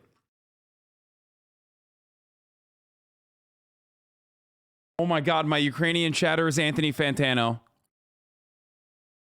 Oh my god, it's internet's busiest music nerd from Ukraine, from Ukraine. Oh my god. Oh my god, it's the melon. What does the text say? I don't know how to read what the text is saying here.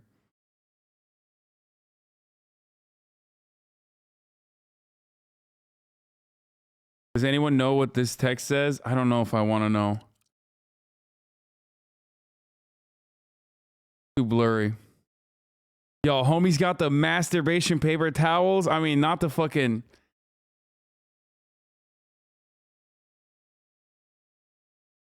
It says, love you so much, Hasan. Wish me luck.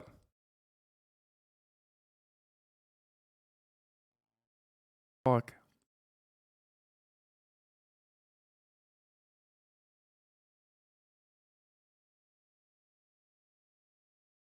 Be sure to pack your fucking the jerk off napkins, dude. Homie sent it in and got made fun of.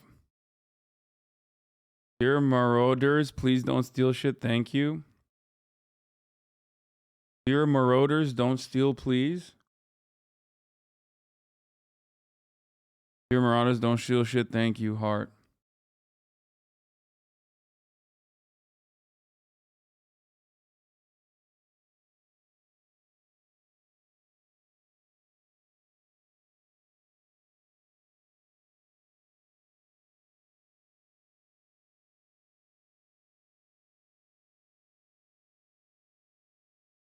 Be safe, man.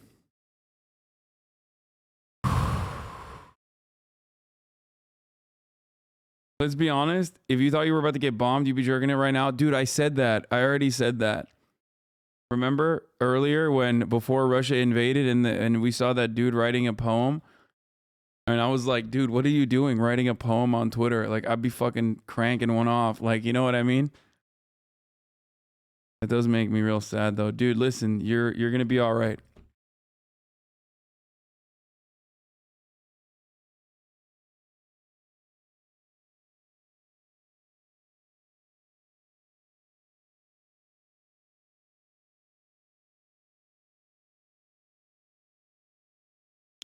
Yeah, hundreds of service members have already died from the Russian strikes, a senior Ukrainian interior minister official told.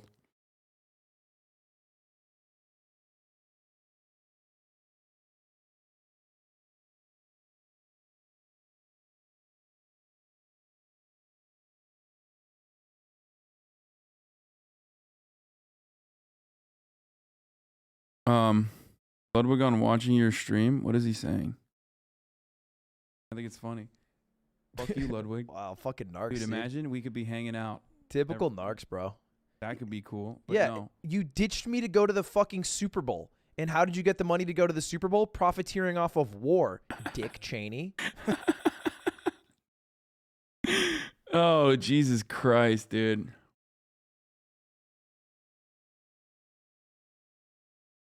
Really, though? How is this even a war? I mean, dude, this is not like fucking America invading Iraq, okay? It's not.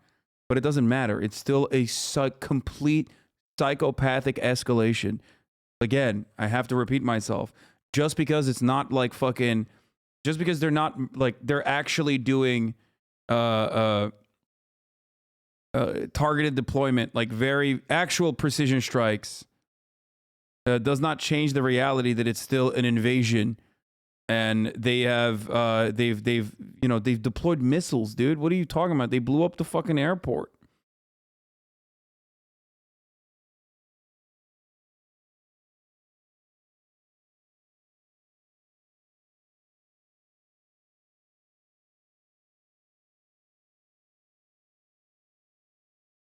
You wanted to see what Russian news is saying? Our own thing in the world and not be worried about everybody else. They don't really appreciate us anyway. Obviously, things are not going great at home here. There's a lot of divisiveness and people don't seem to like each other very much, and you worry about the rest of the world's problems. Maybe you got a few things to straighten out at home first. Clean your own house first before you go trying to clean somebody else's, you know? I think that a lot of the focus overseas is definitely getting more attention, and in the U.S. we do need more attention on things that are happening here at our home. We have a lot of issues, and they aren't addressed. We need to mind our own business. The sanctions will topple Putin, never mind that they haven't before. And the US will defend Kiev's model democracy. To hell with those citizens and affordable petrol.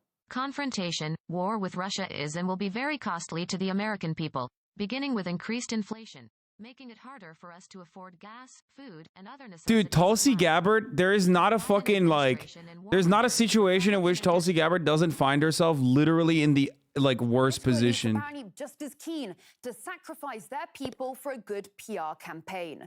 Germans are split right down the middle on what to do with Nord Stream 2. But still, their chancellor halted the pipeline certification. Spoiler alert, no cheap natural gas for you, but at least we taught Moscow a lesson. If you sanction a lot of one country, then it's going to affect a lot of other countries. So maybe the sanctions should be able... If there are sanctions, it should be more minimalistic, rather than major hits. Sanctions as a whole just generally don't work economically. You know, I'm in the economist in the finance business, so no. I suppose sanctions don't ever work. Nothing works really, and it will hurt. It will hurt the Ukraine. It will hurt all sorts of people with the sanctions. The good news is the politicians have promised relief. Don't worry. Hey, notice how no one gives a fuck about people living in Ukraine, though? That's because, once again, and I have to repeat myself, Ukraine is simply a pawn in this fucking game of two fucking world powers warring with one another. One with waning influence over the global scale, a hegemonic power that is trying to desperately fling around as best as it can. And the other, Russia, also in a nearly identical situation. Not waning power, better off than it was before, but still nowhere near what it once was.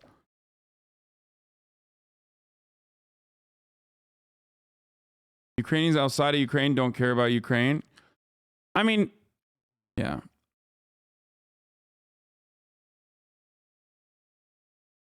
No, man, it's because this Russian news is not genuine. Dude, if you think America gives a fuck about Ukraine, you're out of your mind, okay?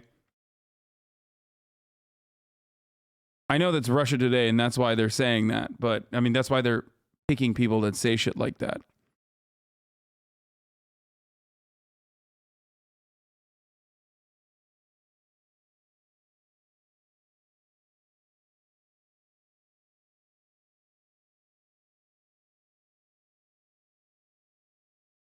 What? Do you think his speculation is correct? Tim Dillon? Russia wants all of Ukraine pretty clear from locations of attacks. Doesn't seem to be limited in scope.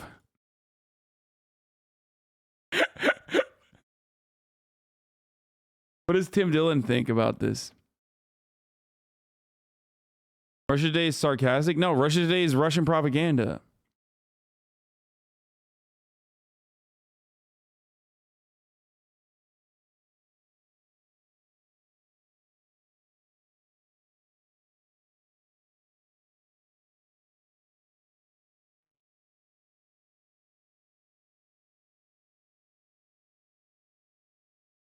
I am so fucking tired. Yes, for the people saying you must be tired as well. I'm super tired.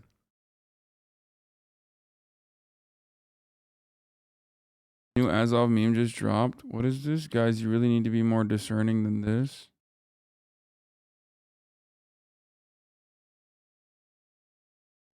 Christ. Dude, I'm telling you. Tweet came from someone I like and respect too. I get where the impulse comes from. Yo, listen. This is what I mean when I say, like, this is what happens when you blow up a country. When a country is like stuck between two imperial powers, they're going to become more reactionary. They're going to become more fucking I don't know. It's going to be scary.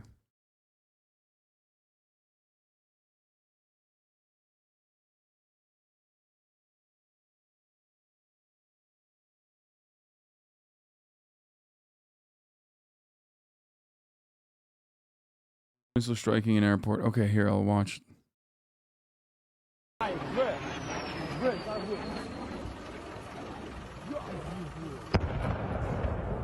That's crazy. Well, you don't see that every day.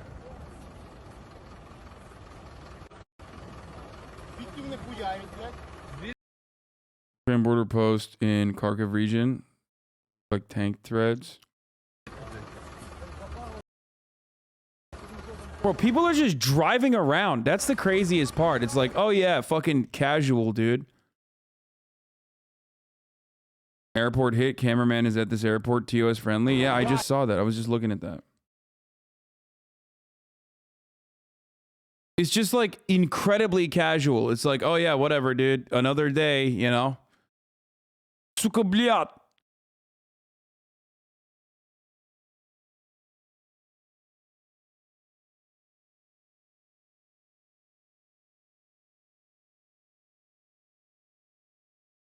It's like the guy walking the dog. Exactly. It's like, fuck it, dude. Whatever. You know, I guess today's the fucking day.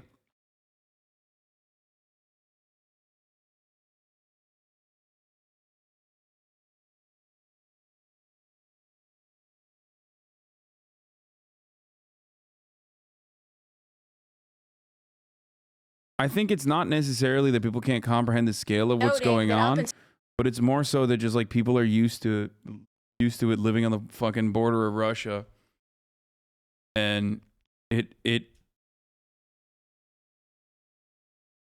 moving into other parts of the country.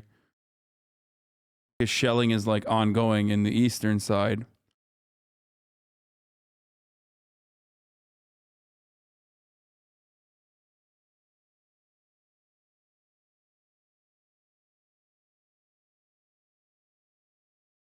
Suckle on my teat, shitter. You probably made this worse. Me?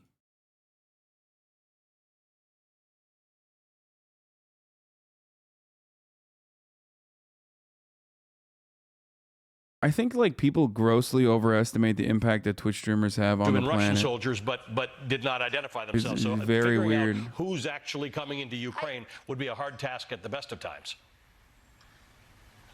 I think the difference here, though, Ali, is that in 2014 in Donbass, you know, Russia tried to maintain the pretext that it was the separatists that were at the helm of that military operation there. When, you know, it was pretty clear to everyone all along that it was a Russian-backed operation. They were trying to maintain the pretext, though, that they weren't involved. Same thing in Crimea. But what we heard from the Russian president, you know, earlier, it is very clear that this is Russia assaulting Ukraine. There is no doubt. Bro, if I had an impact on this, why wouldn't Vladimir Putin listen to me when I said don't invade Ukraine, literally in December 21st on that faithful day? And then Vladimir Putin came out and said, I'm not invading Ukraine. Okay, maybe you're right. Maybe I should have kept saying it every day. Because he technically didn't invade. Awfully suspicious that he started bombing Ukraine the moment that I fucking took the foot off the gas pedal. You know what I mean? Because I wasn't invading Ukraine when I said don't do it.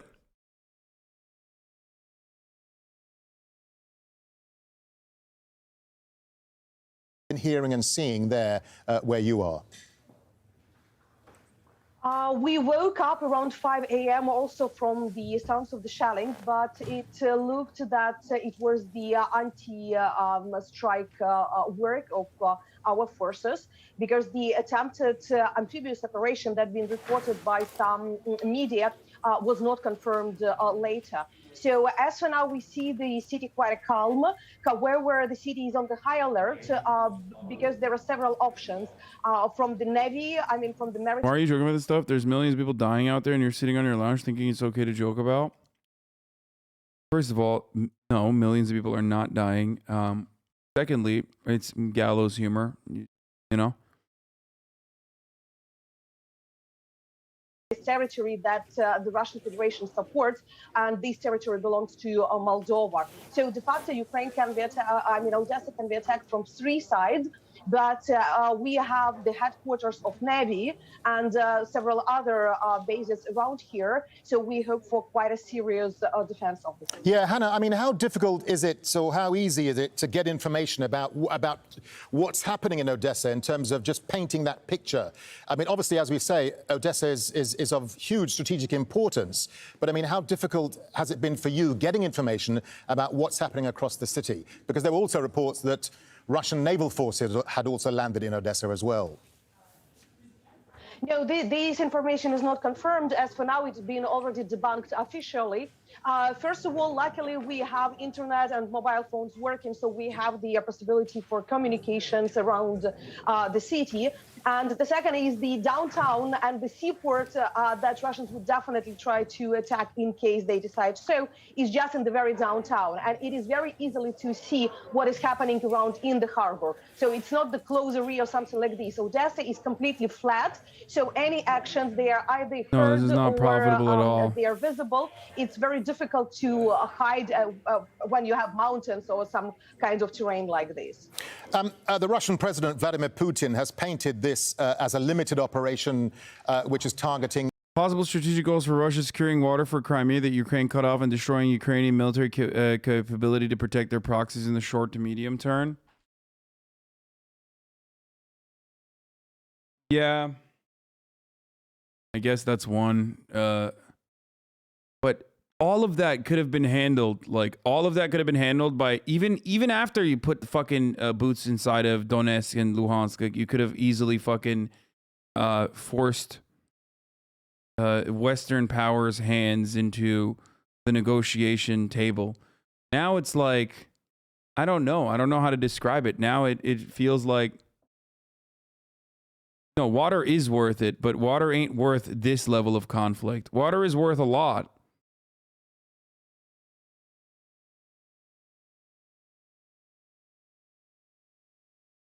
But for the record, they didn't actually end up, they might, but they didn't actually end up fucking, destroying, leveling Kiev, bombing the shit out of Kiev. They only went after strategic positions. I'm shocked Ukraine President Zelensky is still alive after Kiev got hit. Dude, are you kidding me? Leaders of countries don't fucking die like that. He wasn't even in Kiev. By the way, I'm saying yet, okay? Yet. Or now. I want to jinx it. One apartment complex got hit. Probably an accident.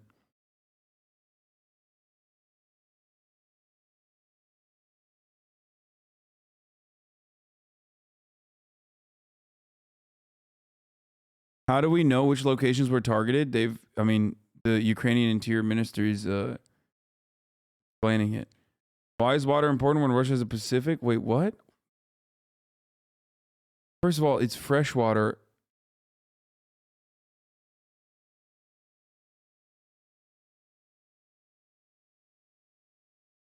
What do you mean? Crimea is literally on the Black Sea. Technically. Like it's on the Black Sea. It's like a sea, like a town that is on the sea. It's like a naval base, one big naval base of a city. It's a tourist destination. Except you can't drink the Black Sea. It's in the Black Sea, but you can't drink the Black Sea because it's the sea. You have to drink fresh water. You need fresh water. I don't know. Around 9 a.m. here, and now I do see people, for example, just behind us, there's an ATM machine, and the queues are getting longer. We're also hearing from our driver who went to fill up some petrol that there are long queues at the petrol station.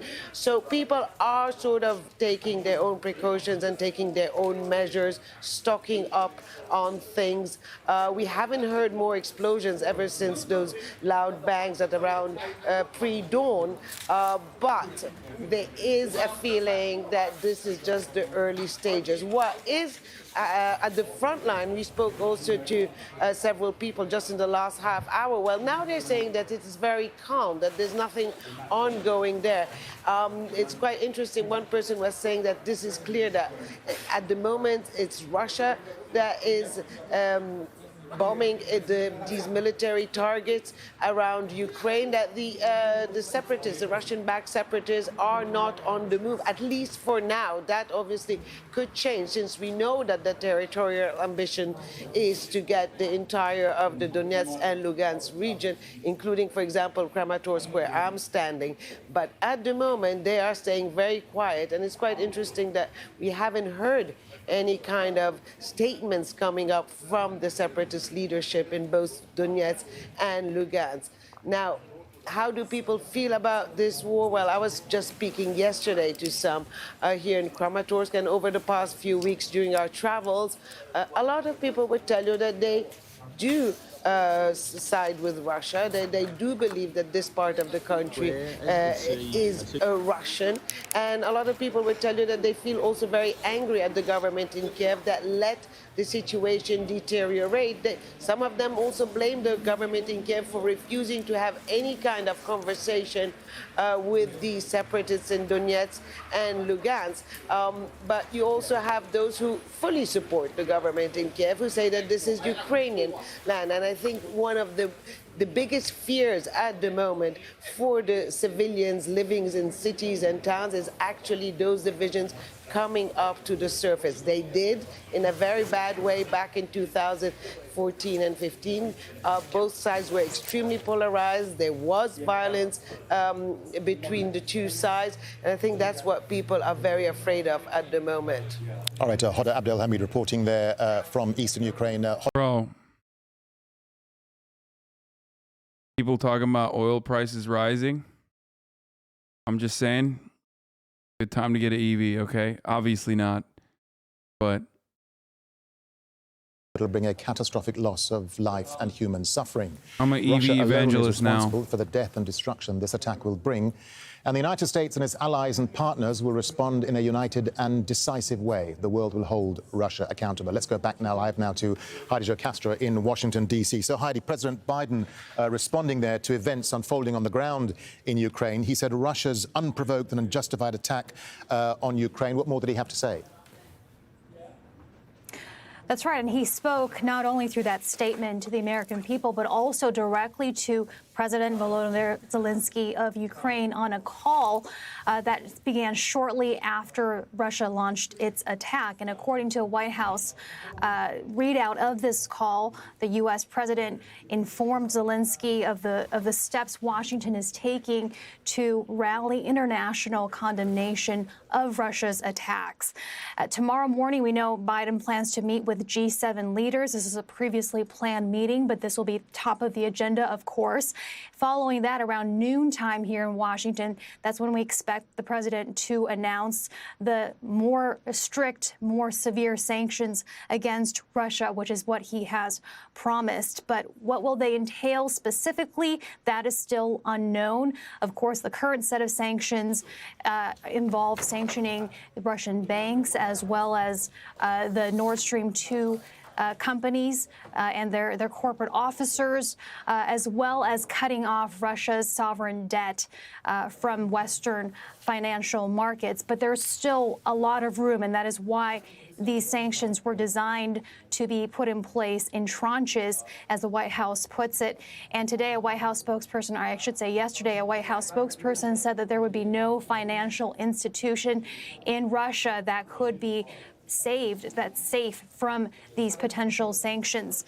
The goal, too, not only to punish Russia for its invasion of Ukraine unfolding now, but also to deter it from further aggressions against the NATO alliance. Okay. That is a point stressed by President Biden's response. As well, we're also hearing from the U.S. defense and state secretaries who've spoken with NATO's Secretary General, talking about the response to Russia's aggressions and also ensuring that the security of NATO's eastern flank would be protected. Heidi, let me just get a final thought from you. I mean, in terms of the bigger politics, how is this playing out politically for President Biden? I mean, he faces accusations of being weak over Russia and that these latest U.S. sanctions are all rather tepid and ineffective. So is this proving to be, do you think, his most difficult foreign policy challenge yet? Well, right now in Congress, there seems to be bipartisan support for a tough response to Russia, and there has been support from both parties for Biden's response thus far. But yes, as you suggest, there are Republicans who have said that these sanctions should have come earlier and should have been stronger from the get-go to be a deterrent from what we're seeing unfold now. But it is interesting. There is on the far right of conservative voices, led by none other than former President Trump, there has been a different response to this. Trump earlier days actually said Putin's doing this was, his words, a smart move. And there is now a fringe but influential group of conservative voices in the U.S. who appear to be supporting Russia as they undertake this assault. All right, Heidi Jocastro live for us there in Washington, D.C. with political reaction. Heidi, thank you. Well, estimates vary, but it's thought there are between 150 and 190,000 Russian troops around Ukraine. The European Council on Foreign Relations believes there are 100 to 150,000 on the Russian-Ukrainian border. By Ukraine's estimate, there are also about 35,000 Russian-backed separatist fighters in Donetsk and Lugansk. In Russian-annexed Crimea, it's thought there are further 32,000, and 30,000 in Belarus, plus another 1,000 in Moldova. At least 13 Russian battleships have been conducting live-fire exercises in the Black and Azov Seas. Well, earlier, I spoke to Peter Zalmayev, Executive Director of Eurasia Democracy Initiative and contributor to the Odessa Review. He has more on what he makes of the latest developments. So most analysts sitting here in Ukraine would tell you that he would start with a shock and awe campaign in the east of Ukraine for now. This guy, this is a fake person. This is not a. This can't be real. Predicted that he would be. Homie does not look real. Multiple targets at once. Putin has said that he's only going after military installations and not going to target population centers directly. It seems like once again we're seeing him trying to poke the West in the eye. To Putin, this is Russia responding to West's hypocrisy and its bombing of the NATO bombing of Yugoslavia in 1999. It was an air campaign. I wouldn't take Putin for Putin's word as truth, and wouldn't take it to the bank, as they say, when he said that he's not does not have occupation of Ukraine in mind. It's only to disable it militarily. Well, we'll see what happens, but maybe he's just softening up before there is a massive land invasion. There's already information of troops moving towards Odessa and Kharkiv, and then there's another very ominous tone he's struck regarding Ukraine's leaders. He has said that he's going to take them to court for their military crimes against the Donetsk. That might mean they will try to go in to actually arrest those people. So anything is possible. The situation is developing very, very quickly, and obviously this is very scary, but Ukrainians are, sounding, resolved. Why? They're Why do we care about what fucking Eurasia Democracy Initiative guy has to say? They already figured out what the problem was. Years and years of fucking studying stuff like this. It's like living through conflicts. You know what I mean? All of that, just cast it aside, bro. Putin has transitioning Saturn opposing his natal Pluto. all year. This can be very destructive aspect in trade. Can you look up Zelensky's chart and see if they're compatible, Brace? Oh, Jesus Christ.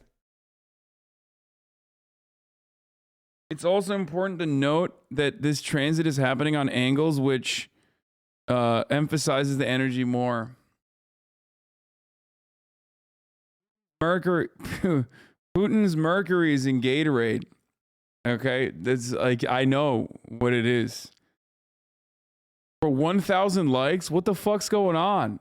Who was like, this is good, this is a good take? Oh my God, this person has 89,000 followers. Stop.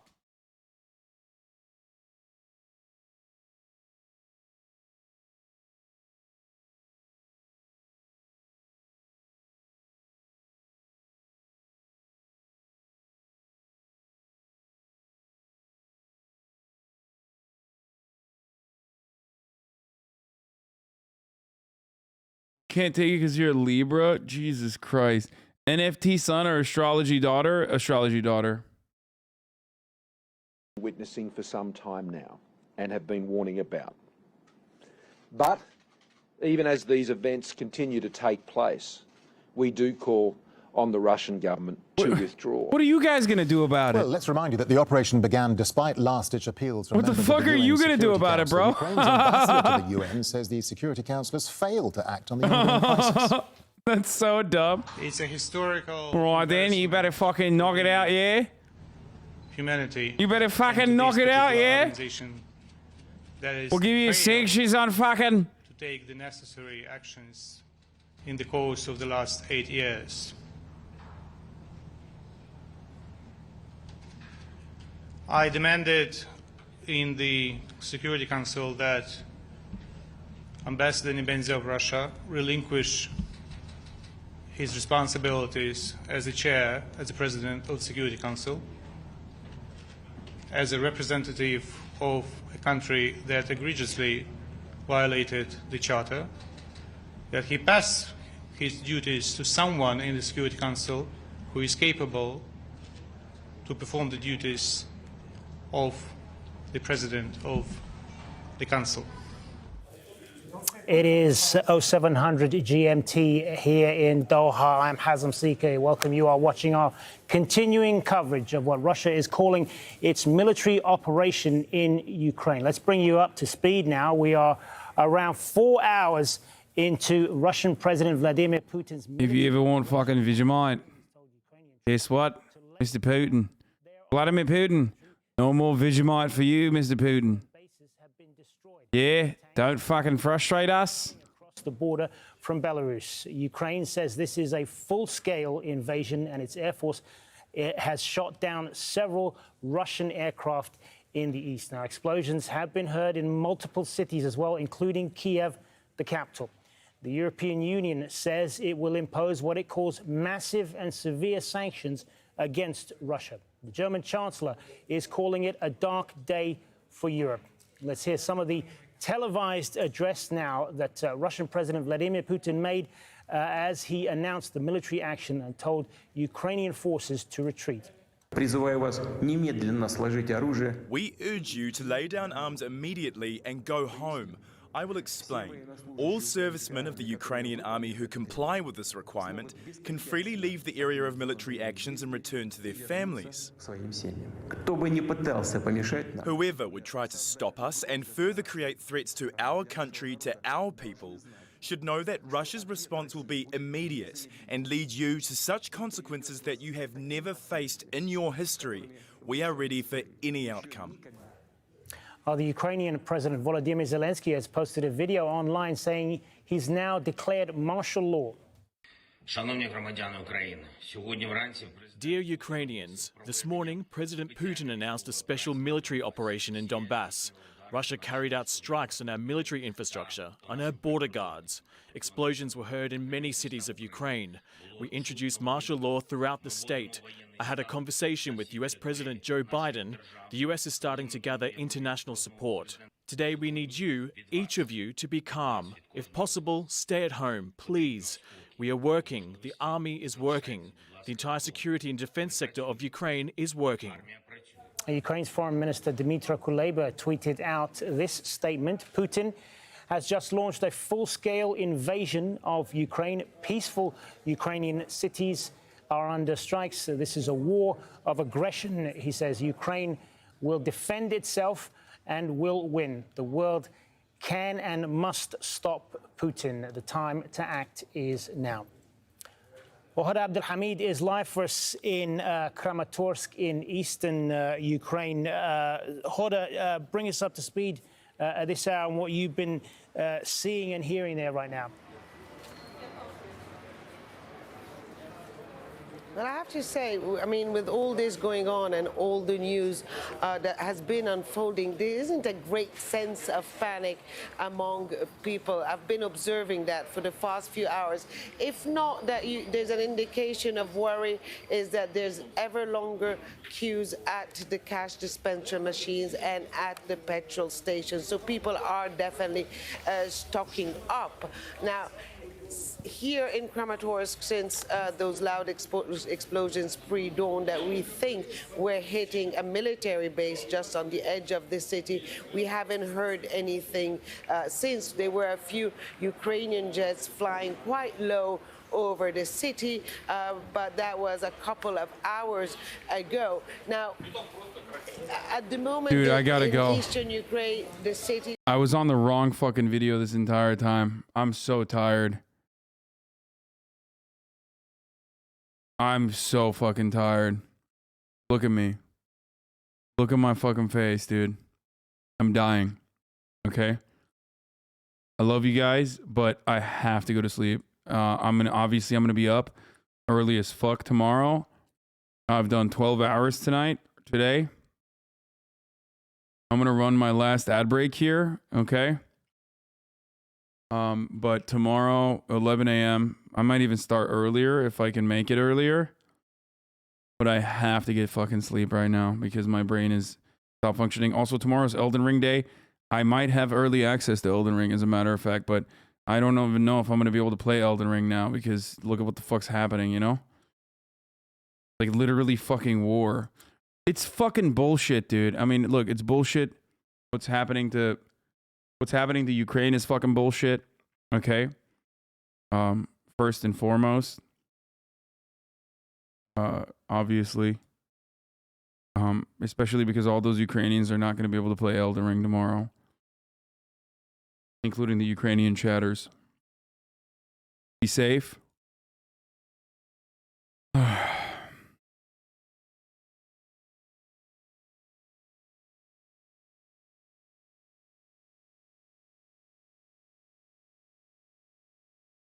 Fucking dying a little bit.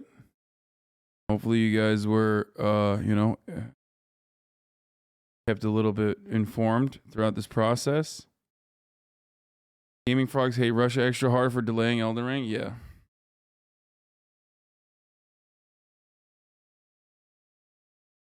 And we'll talk more about it. So you're pro-Russia? Wait, what?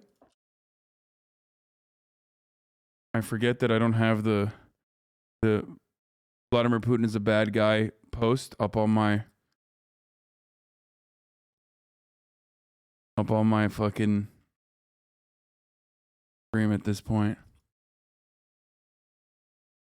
Anyway. All right. Like I said, that's all I got for tonight, okay?